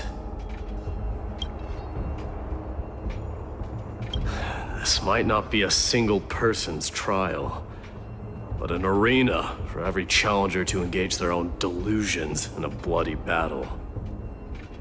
I saw someone from my past a while ago. Someone Paean has never met.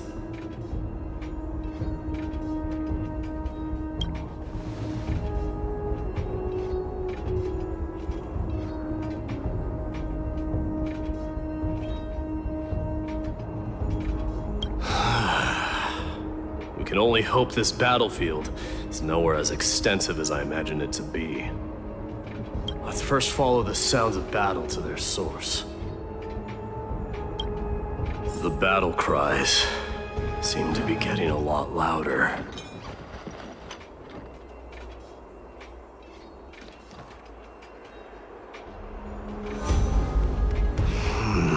I agree.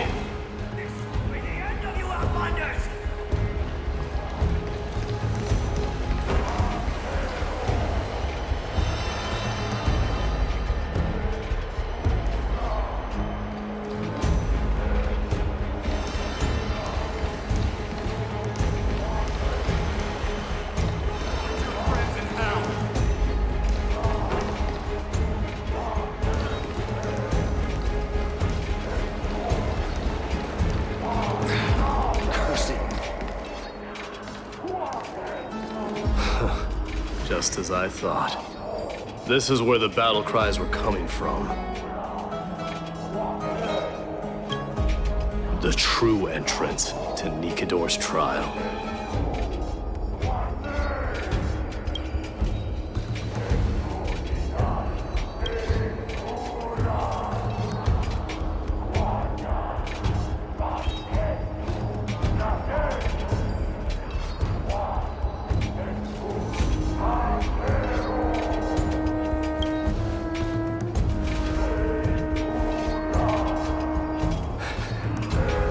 I'm seeing him for the first time, but there's no doubt about it. What I'm sensing can only be Strife's bloodlust. The one manipulating this battlefield is Nikador themselves. Midas, you are a keen warrior indeed. You know me? The blasphemous prince. Of course I know you.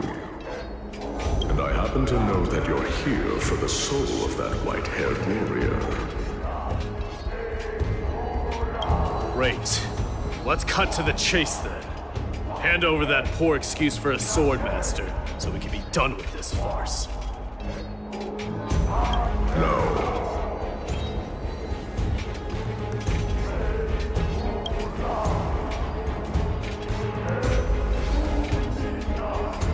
I applaud your courage and strength for coming this far, but you have chosen to besmirch the dignity of one who has fallen, and I cannot turn a blind eye to that.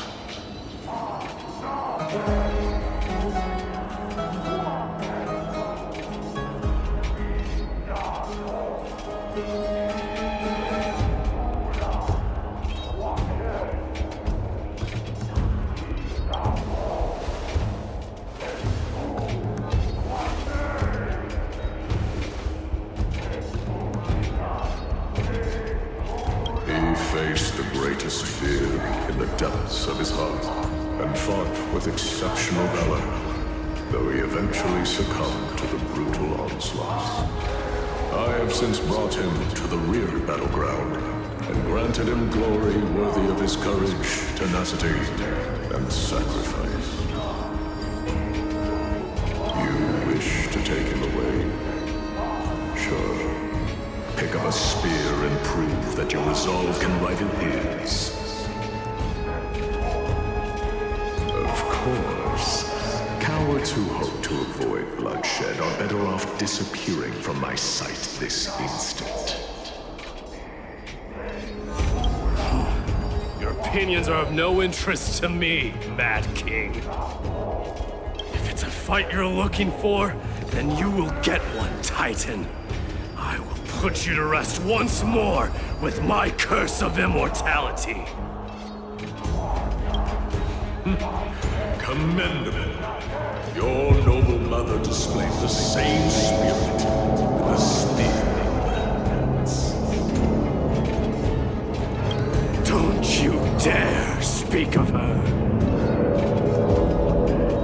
Why not? She challenged the former Kremnos king to a duel, even knowing that it was a deadly trap, all to protect your dignity.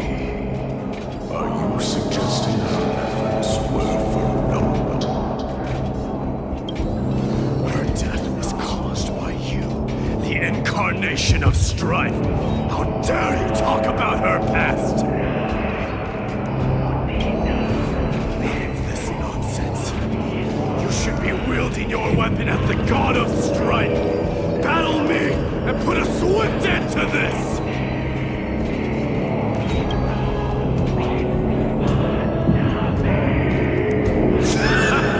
Your hatred is as clear as day, my nose. My words must have stopped. But thanks to that, I have also come. This is why you killed your father for the throne, only to let your signet sink to the bottom of the Sea of Souls, refusing to let the glory of Kremnos live on.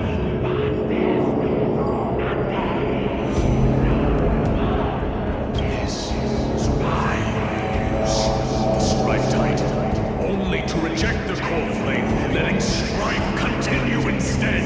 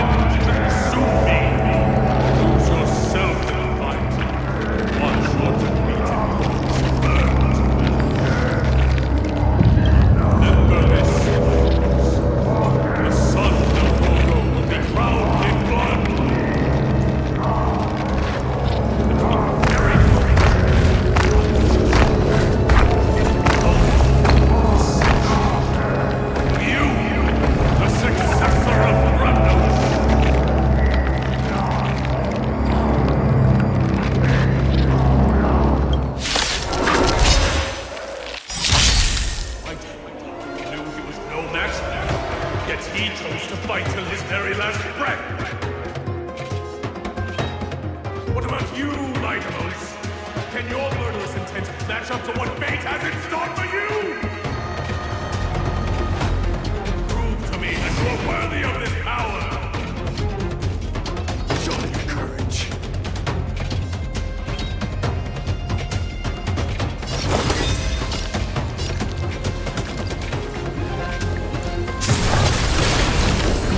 Mournful cries, miserable wails. Kings of Kremnos, this is the power you desired? Use all your might! Burn it all! Through my blood, burn it all! Nothing major. You chose the wrong enemy. I venture forth to forever triumphant! Victory is inevitable! In the name of Paris, I cleanse you the blood of strife! I can hardly contain it. Accept your punishment. Burn it all.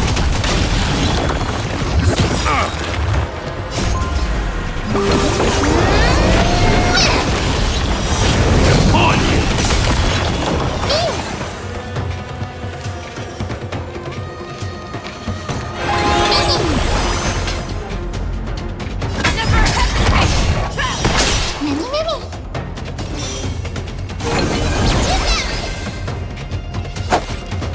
Receive divinity. I can't die.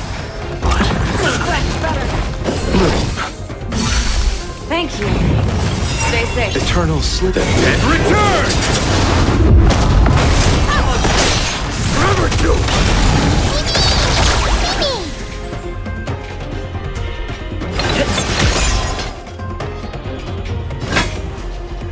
The fearless will not fear. In fear you shall abandon your mortal body, King of Kremnos! I venture forth to hunt. Forever triumphant! Victory is inevitable!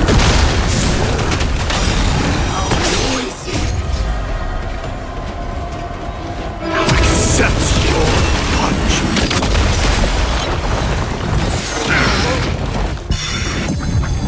Forever doomed! Conquer all lands!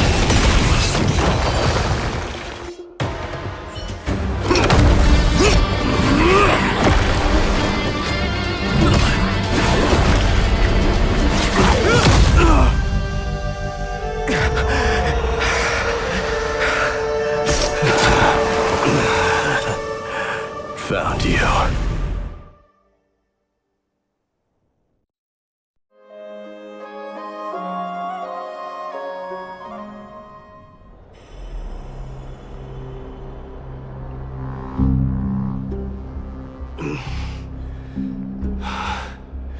I did my best.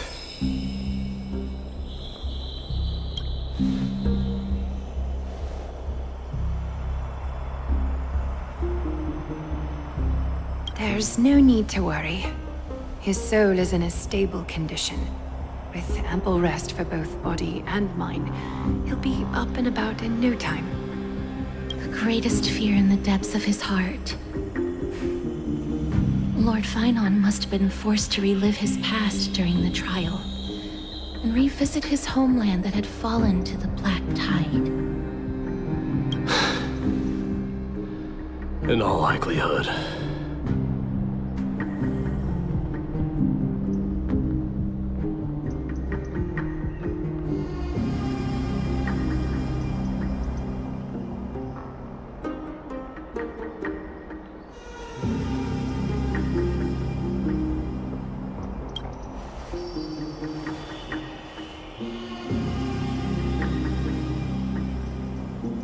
It is one of the culprits that drives the people of Envorius to madness. It was during the Era Bellica that this unspeakable thing first appeared, like a plague, alongside the 3 Titans of Calamity. Nobody knows where it came from or how it came to be. What we do know, however, is that it is steadily encroaching upon what little remains of this tranquil land, much like a rising sea closing in on an island from all sides. It is for this very reason that it became known as the Black Tide.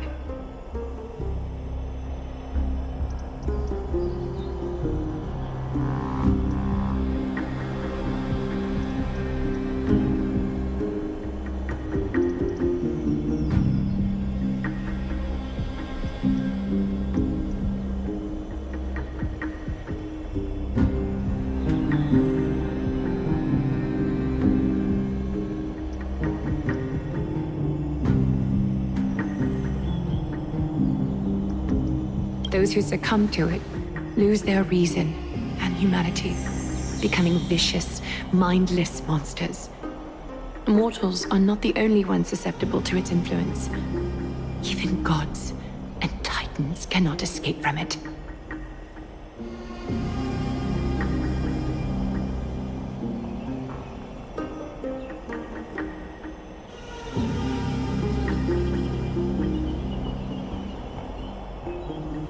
According to Naius, Nikador, though one of the embodiments of Calamity, also bears the responsibility of fending off the Black Tide.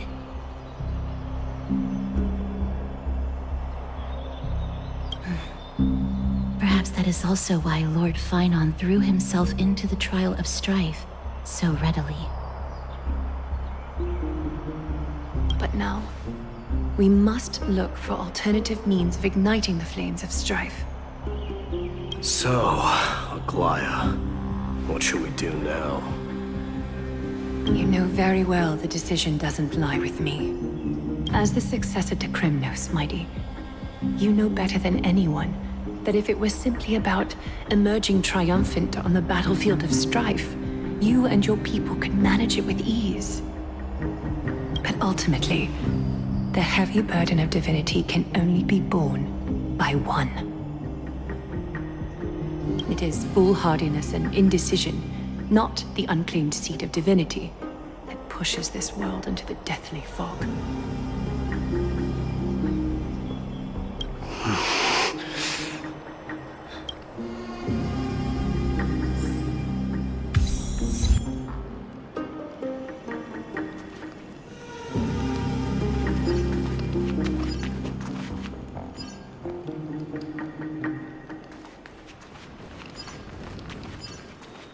I'd love to go in and take a look.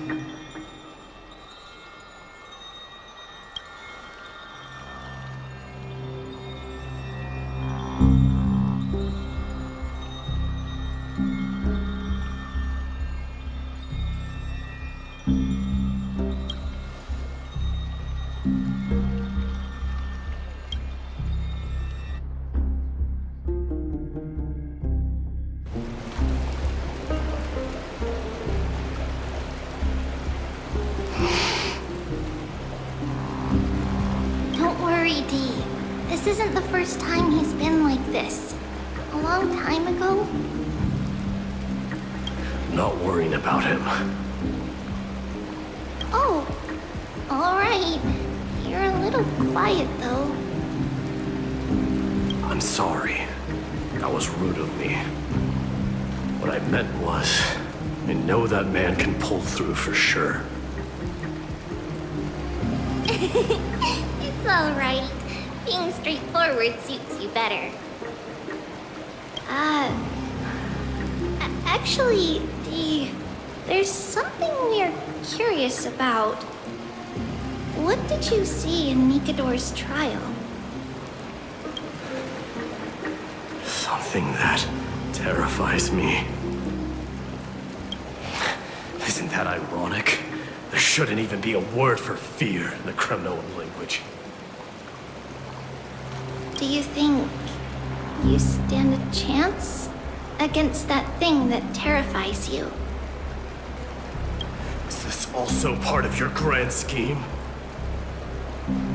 What do you mean? Aglaya knew that Paean might fall. And she expected me to take his place.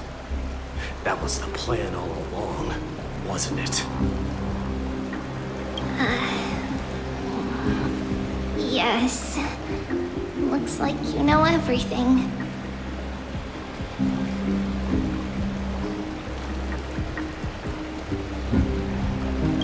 I have no intention of condemning you for it. The Flame Chase journey is not a game, and I have long understood this.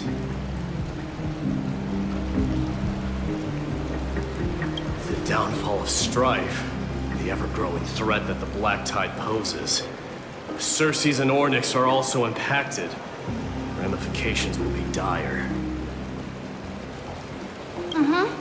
They're the only two Titans who are still lucid and willing to coexist with humanity. Regrettably, I do not hold the key to completing the trial. If I wish to conquer that fear, I need the assistance of my fellow Kremnoans. Give me some time to speak with my people. It won't take long, I promise. I see. There is strength in numbers, but you must know that the trial to become a demigod is ultimately meant for only one individual. Dee, your people, they have been eagerly awaiting a new king all this time, haven't they? If you take on the divine role, they will have no reservations about following your lead. After all, you're the hero of Castrum Kremnos. I once was. Lady Treebios. Therein lies my deepest fear. We'll talk again later. I'll be back.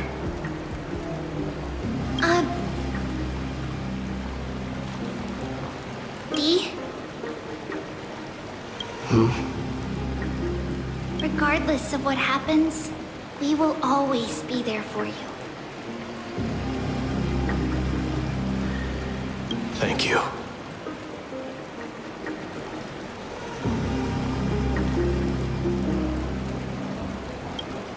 The person I'm looking for is probably in the hot bath. I should go take a look. Billowing steam always brings back memories of furnaces in our homeland.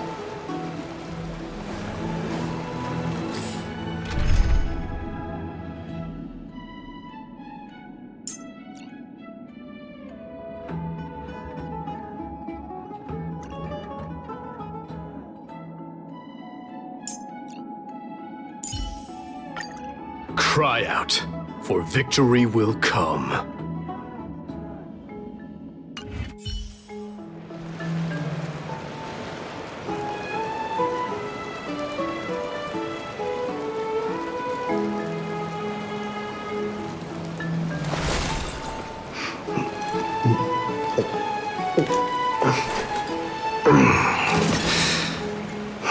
Regardless of what happens, we will always be there for you. Thank you.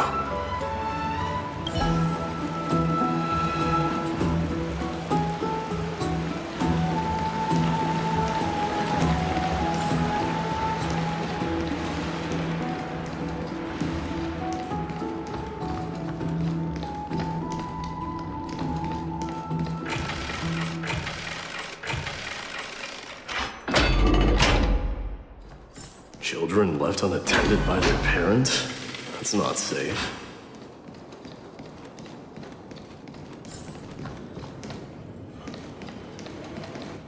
You shouldn't run around in here, kids.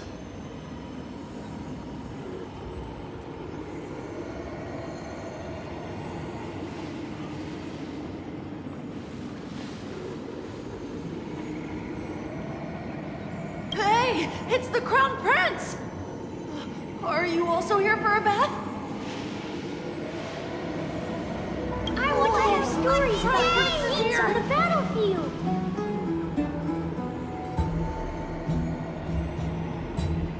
The Crown Prince. Are you Kremnoans? Yeah, we are! The grown-ups said we used to live next to the arena. Well, next to the parts next to it anyway. My dad is a centurion with the Hydra Lancers, and my mom is the bravest warrior in the God Shield Brigade. We used to get tons of silver coins from Mr. Crateros. My parents are serving in the Holy City garrison now. As warriors of Kremnos, they're braver than any Achaemen. Why are you kids here alone? Where are the grown-ups? Mom and Dad were asleep, so we snuck out to play hide and seek with Mr. Crateros. That old man can be such a child sometimes. You know where Crateros is? I happen to be looking for him. Sorry, I don't. Come to think of it, we haven't seen him in a while. Did he get lost while trying to find us? No way! Mr. Crateros is a member of the Royal Wing Elites. He's the best at hunting down enemies. He was counting near Verax Leo when we went to hide. I thought about taking a peek, but who knows if it might be a trap he set. It was prudent of you to be cautious. So, which Verax Leo was he with? It's, just take a few turns after you go out from here. It's close to the bats. All right, I'll go look for him. You should consider the game over and head home for now. Don't play around the hot baths again. Wait, Your Highness! Is there something else? I heard you retrieved Nicodor's core flame. Does that mean we get to go back home soon?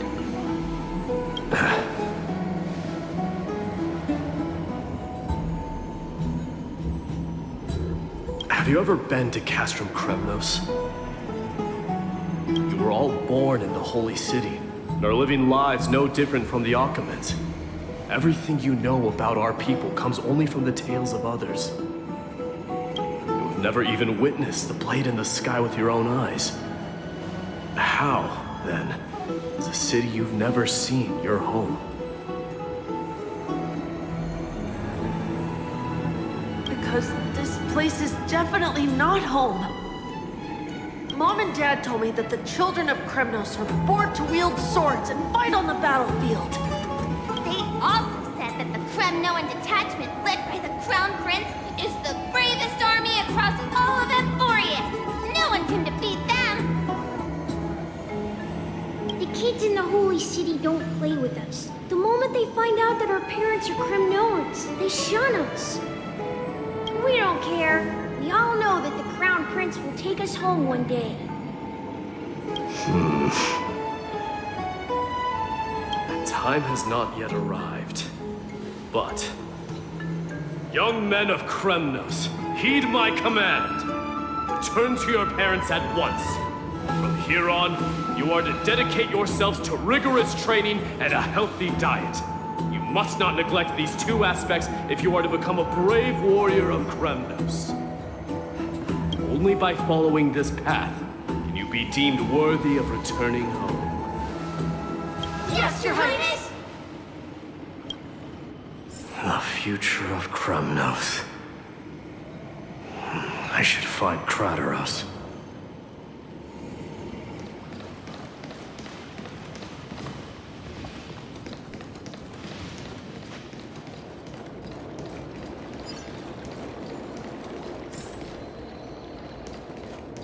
There he is. Is he engaged in a debate with that foolish lion? Rat! Oh, it's the Crown Prince of Castrum Kremnos. Get a grip. We're here by order of the Council of Elders. Even the Chrysos heirs have to think twice before doing anything to us. Out of my way, lackeys of the Council. The Civil Guard of Achaema is on official duty. Please keep out of this area. Calm down, my lord. Play nice. Don't make me repeat myself. I'll allow you to pass this time, but just this once. So, you think yourself knowledgeable? Then here is a question for you. Do you know how Chrysius Leo in Castrum Kremnos came to be mounted on the wall? I don't know, my lord.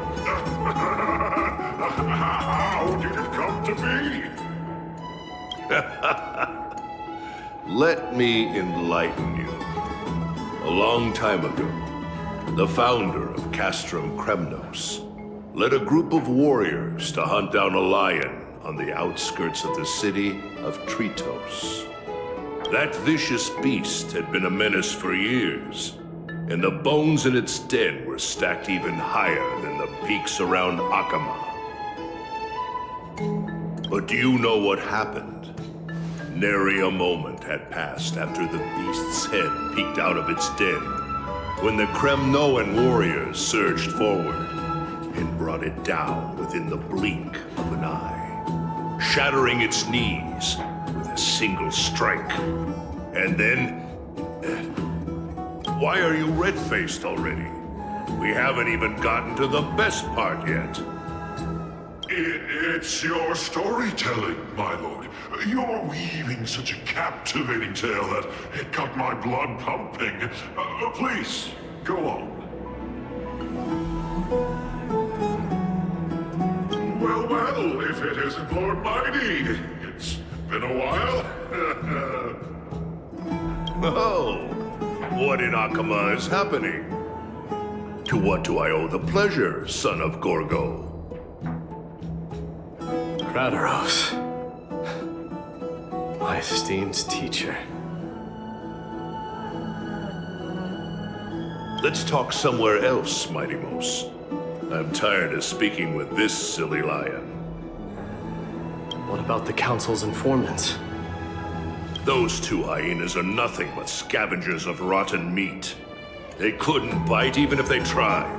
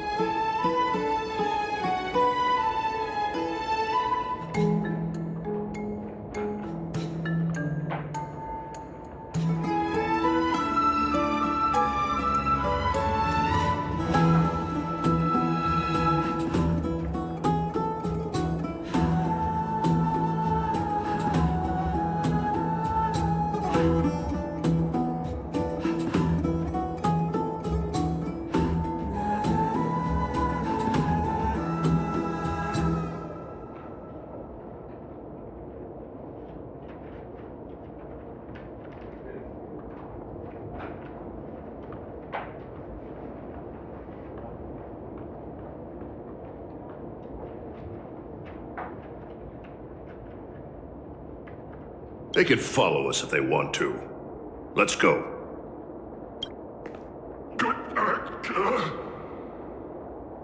Wait, so how in the world did Chrysia's Leo get mounted on the wall? Keep up with us, you hyena. Oh, sorry. I meant officers. Hey, old man, how dare you? Calm down. Calm down.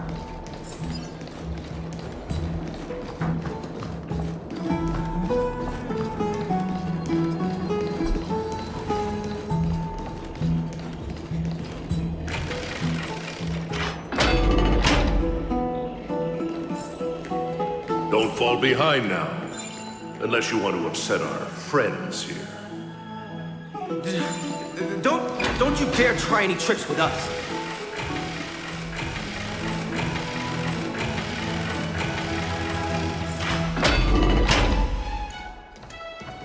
We're almost there.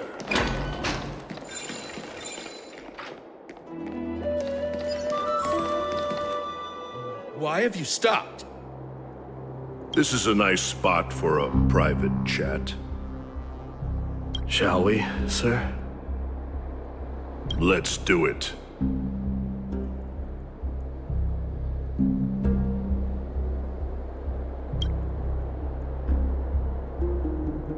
What are you up to? Someone help me!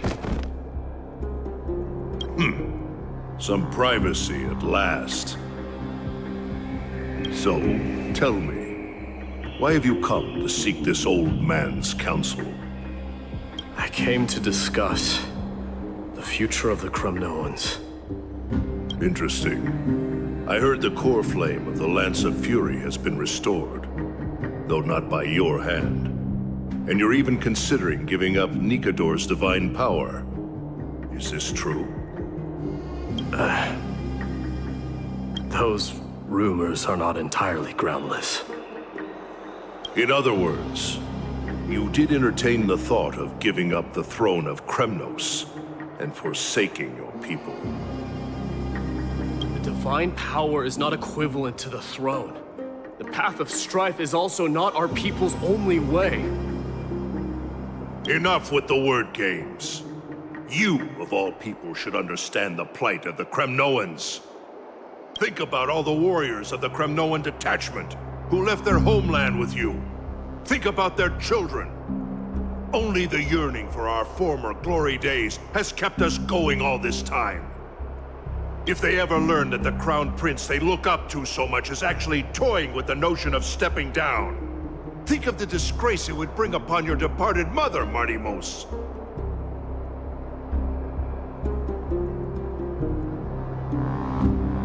You best remember that she died for you because of Europon's schemes, to restore the glory of Kremnos.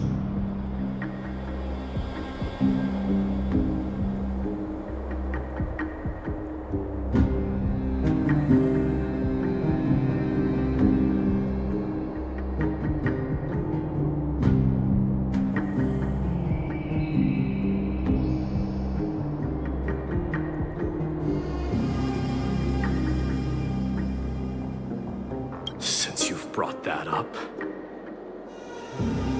tell me, who is responsible for my father's death? Are you trying to shame me, Martimos? I may be old, but I haven't become so decrepit that I've forgotten it all. Of course I remember that Europon died when the Kremnoan detachment surrounded him. You drove the spear into his chest with your very own hands.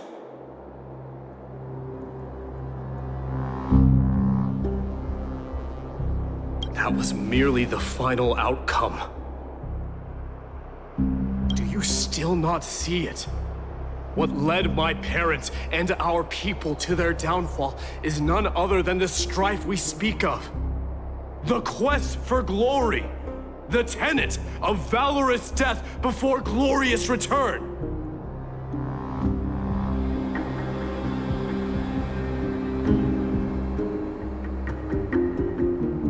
This is the creed of every Kremnoan, no matter whether these beliefs are justified or not. Don't be ridiculous. The only thing that could slay a king is a spear. Even an infant knows that much. I swore to your mother that I would guard your crown with my life. I never foresaw that the son of Gorgo himself would be the first to turn his back on the Kremnoan spirit. Gorgo. Your mother bore that name. The name of the great founder of Castrum Kremnos. And she upheld that name with honor.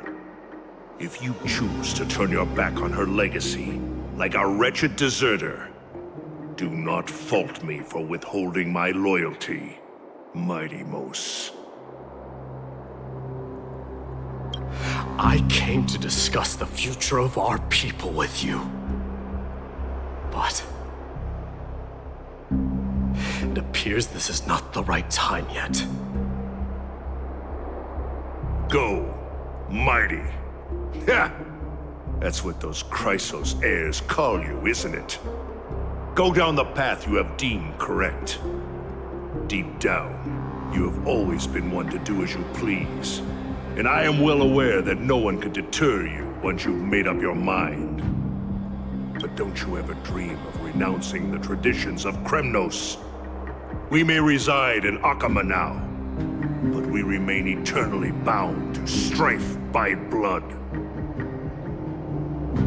Bloodlines no longer hold any significance in this era of destruction.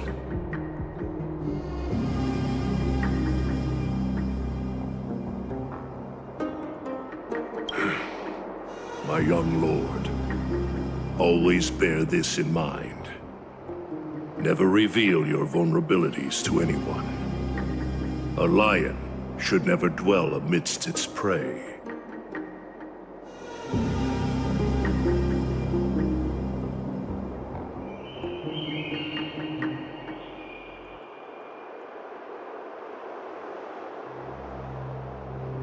Especially when it wields power enough to dominate the entire hunting ground.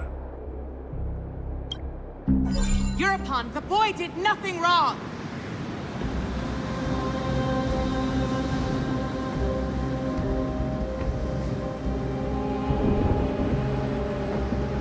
This is murder!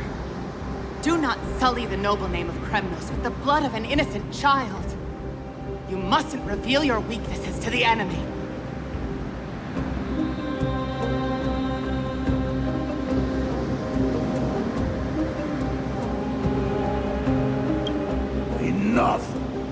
My decision is final. We must use this child's life to preserve the soul of the great Nikador.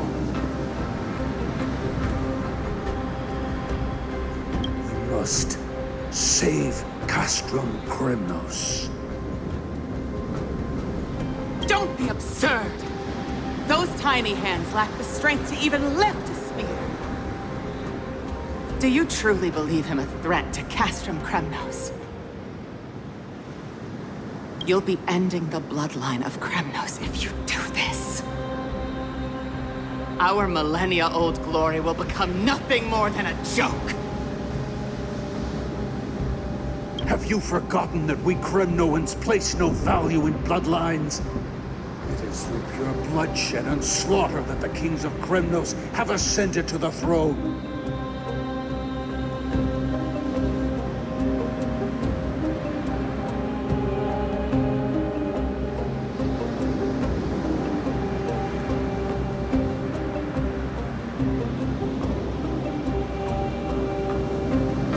As for our millennia-old glory, it has always been a joke in my eyes. Glorify it all you want, but it will not alter the nature of slaughter. Those who revel in it are but murderers. They are no more noble than the most monstrous beasts in Amphorius. Enough with your words! Among all the kings of Kremnos, which one did not inherit the crown only after plucking it from the lifeless body of his father?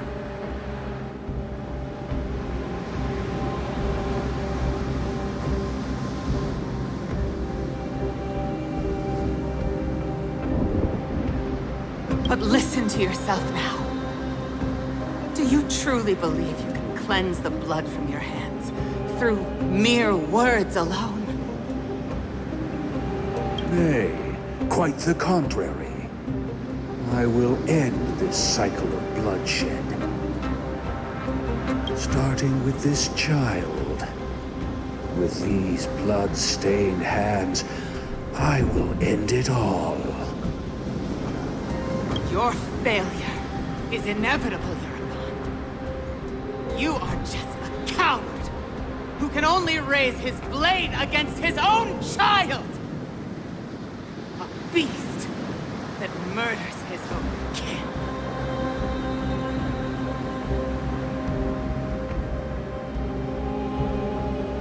Royal Wing Elites and Emperors of Kremnos!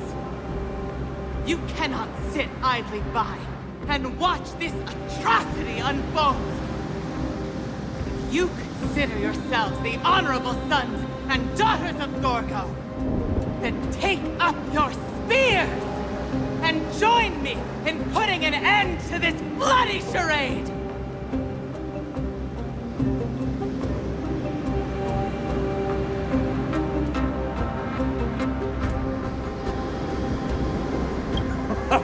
Does anyone else have any objections?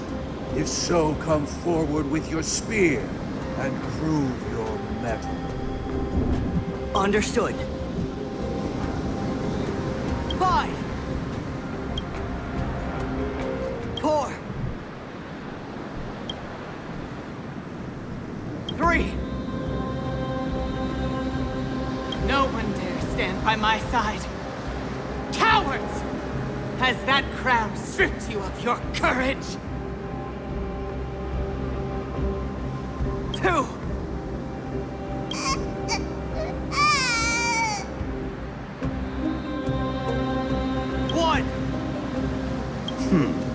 It appears there are no objections.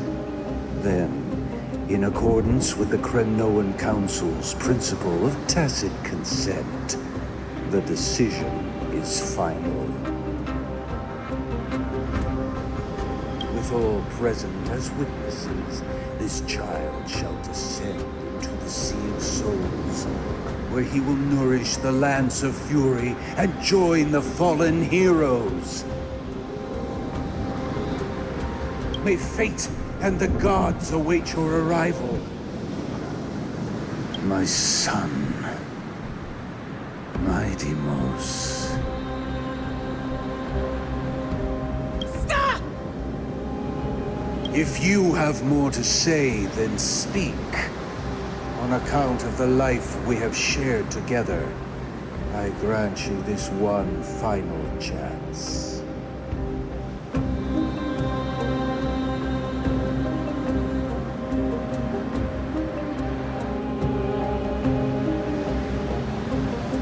With the blade of fury above us and the council bearing witness, I, Gorgo, hereby move to challenge the crown in accordance with the laws of Kremnos.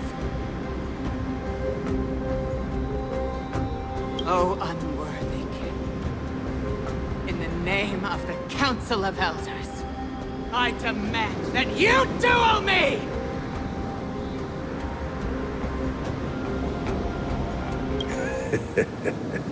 Very well. We shall see who the Kremnoan blade strikes down. Midamos, my son.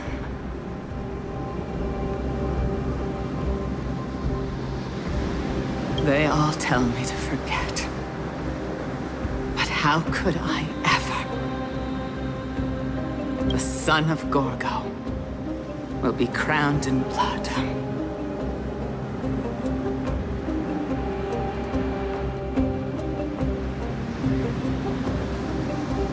If there is no Kremnos without the crown, then I shall seize the crown and smash it to pieces to bring the people to their senses.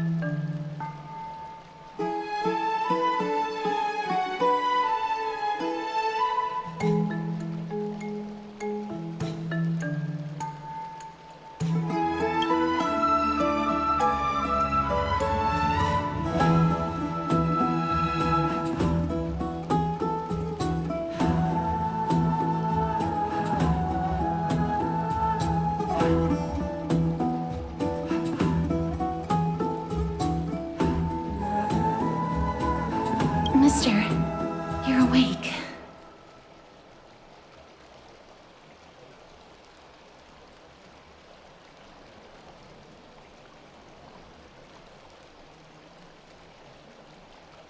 Is the room too cold?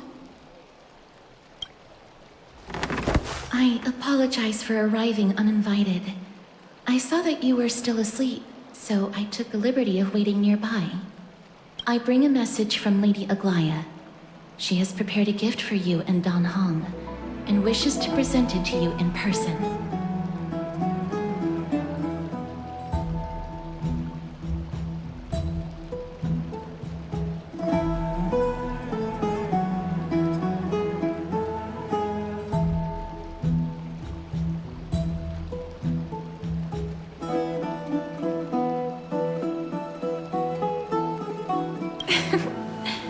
I'm glad you're in good spirits.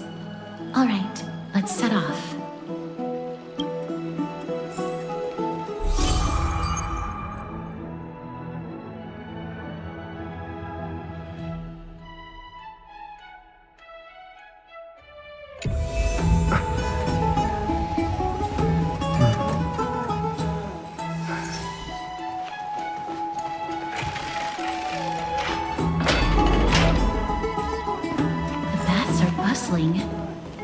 Now that Nikador has fallen, the soldiers in the city can finally catch a break.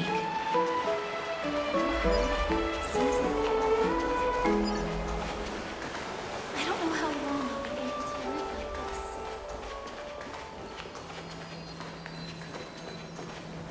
this. Is that Lady Trevi and Lady Trianne? You must have forgotten. This is a precious relic from our hometown. We definitely all saw it back then. Trianne, this is a counterfeit. We both know it's impossible for something this fragile to have survived all those years in one piece.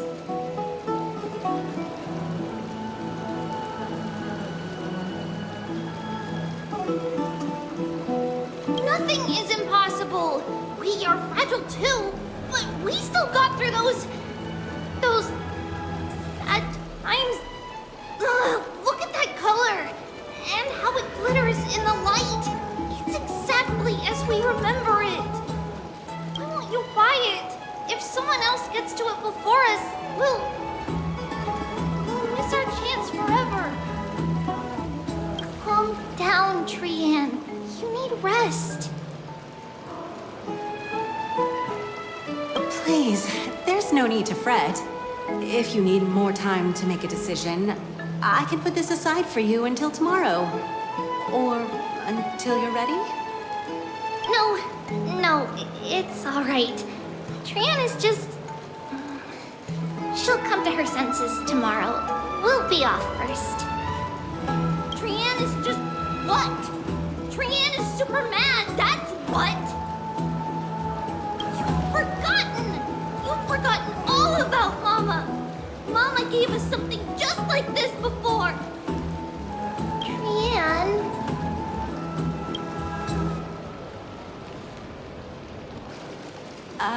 See you tomorrow? I hope you two patch things up soon. See you tomorrow. May the winds of fortune bless you.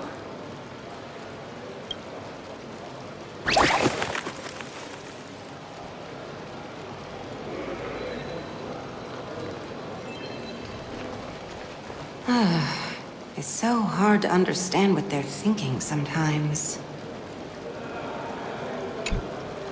Excuse me, if you don't mind, could you tell me what Lady Trevi and Lady Trianne were discussing just now?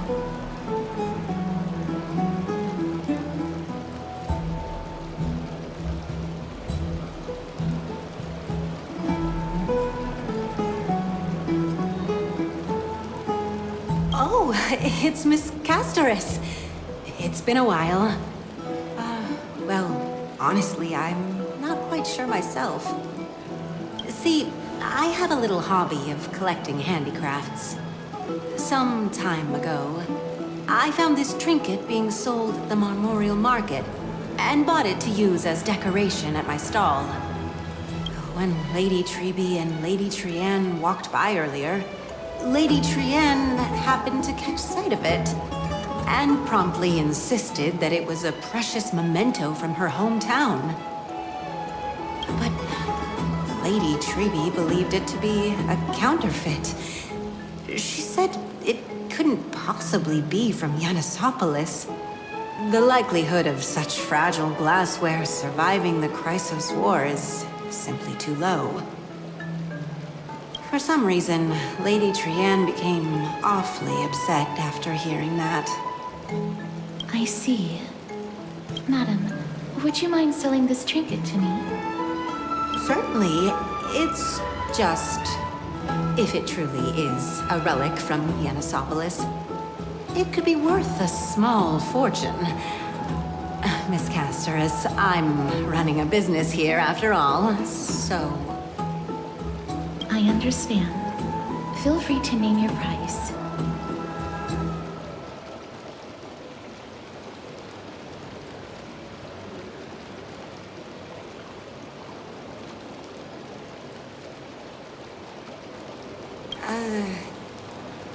I suppose I can sell it to you at cost as a sign of goodwill, Miss Casterus. Just promise to support my business in the future. Much appreciated. We're lucky that she has a good heart. I'm not one to venture out often, and while I have some savings, it takes a lot out of me to even talk to people, let alone haggle. Had it been another merchant, I would have been set back plenty. The authenticity of the piece isn't important. What matters is that it holds special meaning for Lady Trianne and reminds her of her hometown. I've long wished to show my gratitude for Lady Trianne's care, but I haven't been able to come up with any ideas for a suitable gift. This chance encounter today feels like divine intervention. Perhaps this is the gift I've been searching for.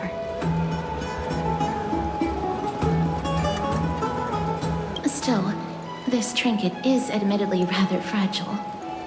I will have to make some adjustments and stitch it onto wool felt to protect it. That way, no matter how much Lady Trianne runs around, it won't break easily. All right, back to business after that little detour. Let's keep moving. Don't stray far now. We've already kept Lady Aglaia waiting long enough. What are you folks going to do next?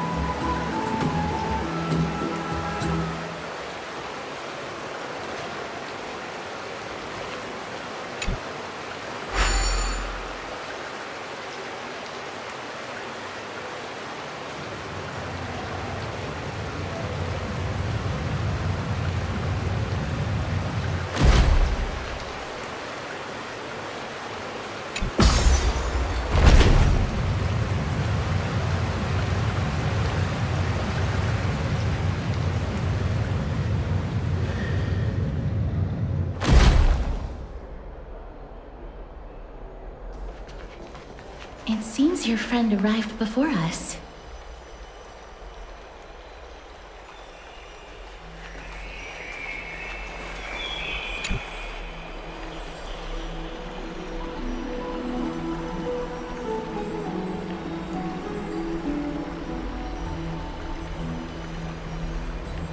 Welcome, Cass.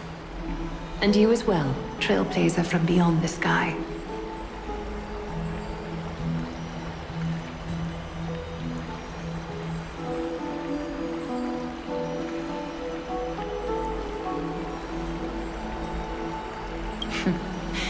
Your companion here kindly explained the meaning behind the name to me earlier.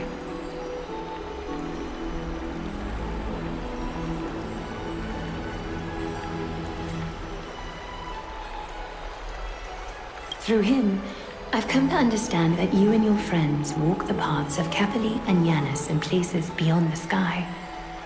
Addressing you appropriately is the least I can do, as a show of respect. For all that has happened, it was never our intention to drag you two into the battle against Nikador and jeopardize your safety. To express our gratitude for your kind, trailblazing endeavors, we would like to present you with the highest honor of Akima.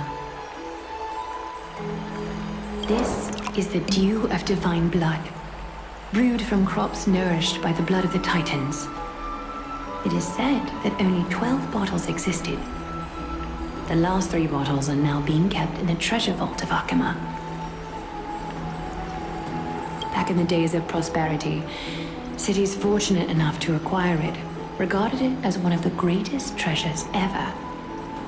Unsealing it during a ceremony held in honor of 2 cities' diplomatic ties was the highest form of respect one could show the other. And now, in keeping with tradition, Akima dedicates this drink to our esteemed guests from beyond the sky in appreciation of what you have done for us.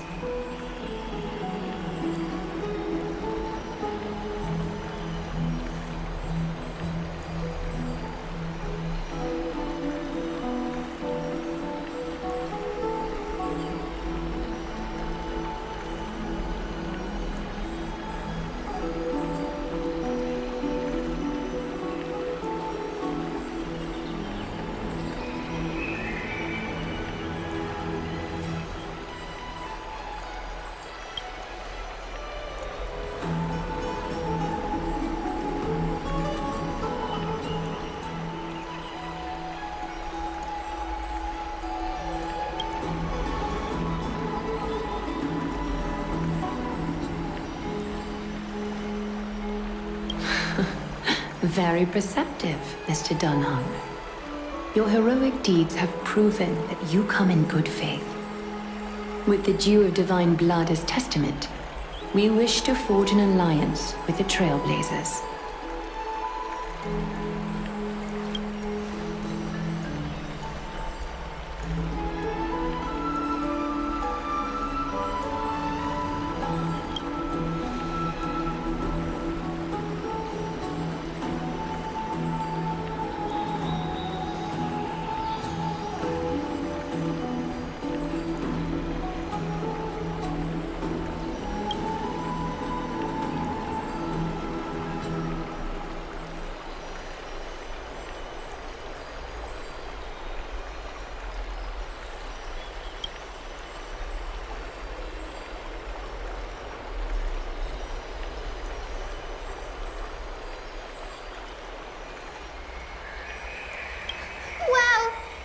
Danny have sharp eyes indeed.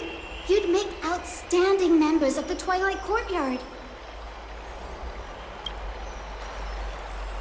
No need to worry, by the way.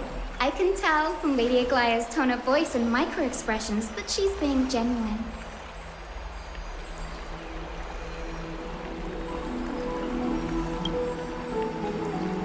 Not only are you guests from beyond the sky, but you've also done so much for Akima. You're practically heroes to us all. Lady Aglaya would never subject you to Aquila's judgment.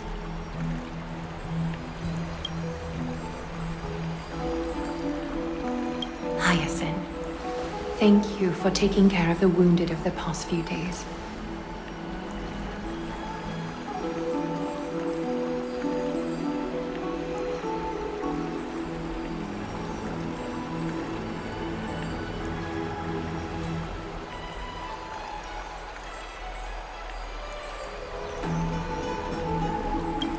It's no trouble at all. The patients are very cooperative when we attend to them. I'm just thrilled to see them all going home healthy again. Oh, it's Cassie. Oh, I've missed you.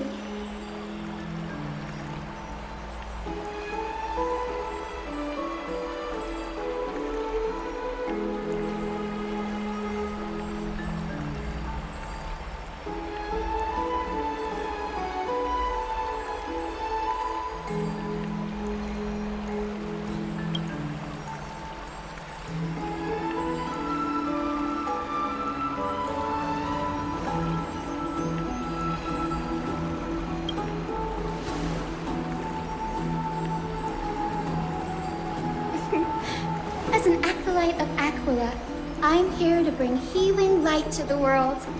Plus, I've heard you're also children of the distant skies. Fate must have brought us together.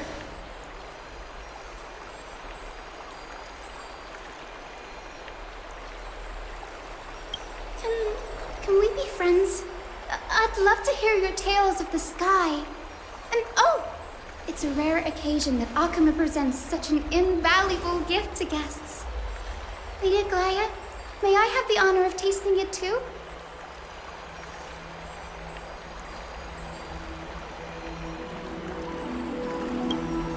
Of course you may.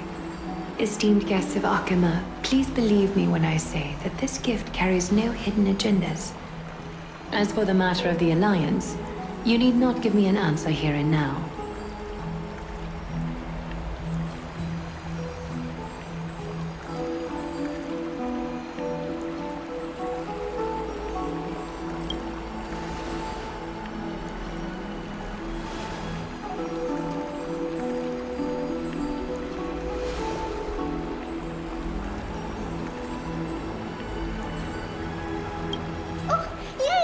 Then I'll get started on my questionnaire.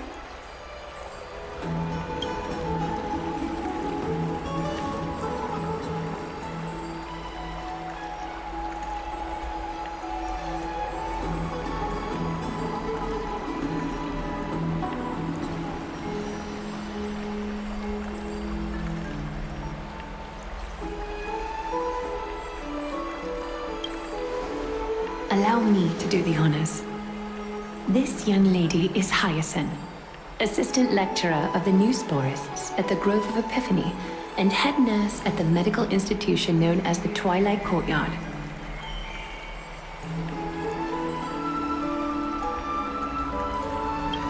Many of the Chrysos heirs suffered injuries during Mikador's attack on Akama, so the Grove sent Lady Hyacinth to treat the wounded in Akama.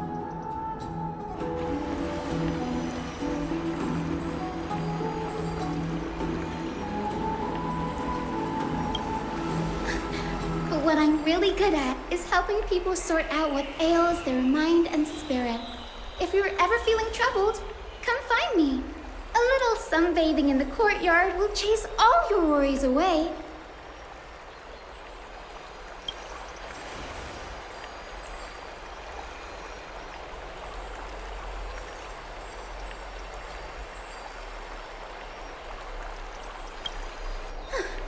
Well, it looks like everything's sorted out now. The patients have also all recovered. I think it's time for me to head back, Lady Aglaya.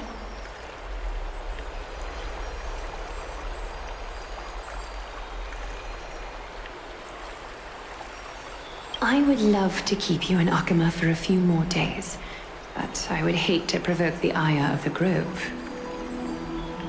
As it happens, Akama intends to send a messenger to the Grove for updates about the research on the Black Tide. We also want to communicate our desire to discuss the retrieval of Circe's core flame at the earliest convenience.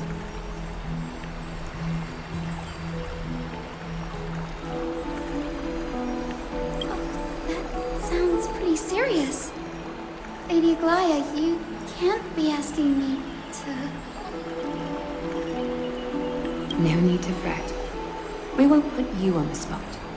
Trian will be going there as the diplomatic messenger of Akama, and Castros will be accompanying her.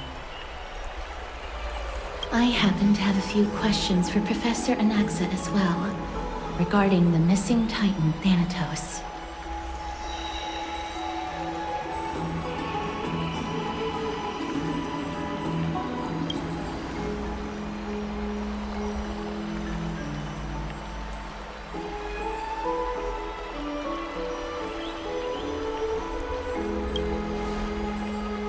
If you're not keen on just sitting around, Mr. Trailblazer, why not go with them? The Grove is a picturesque place, perfect for sightseeing. That's a wonderful suggestion. Come visit the Grove grave. I'd be delighted to show you around.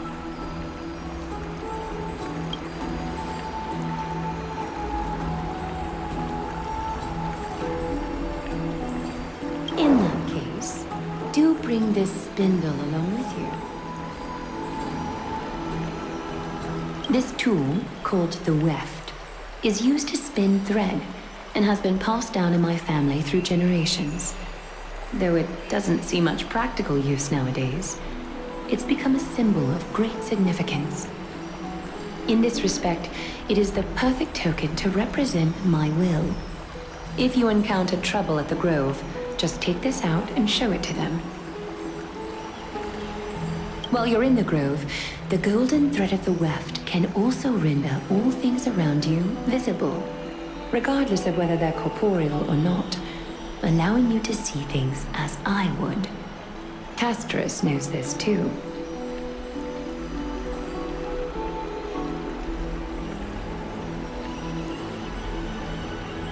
Make good use of it. Trian is already waiting for you at the outskirts of Okima, so I won't keep you any longer. May your journey be smooth.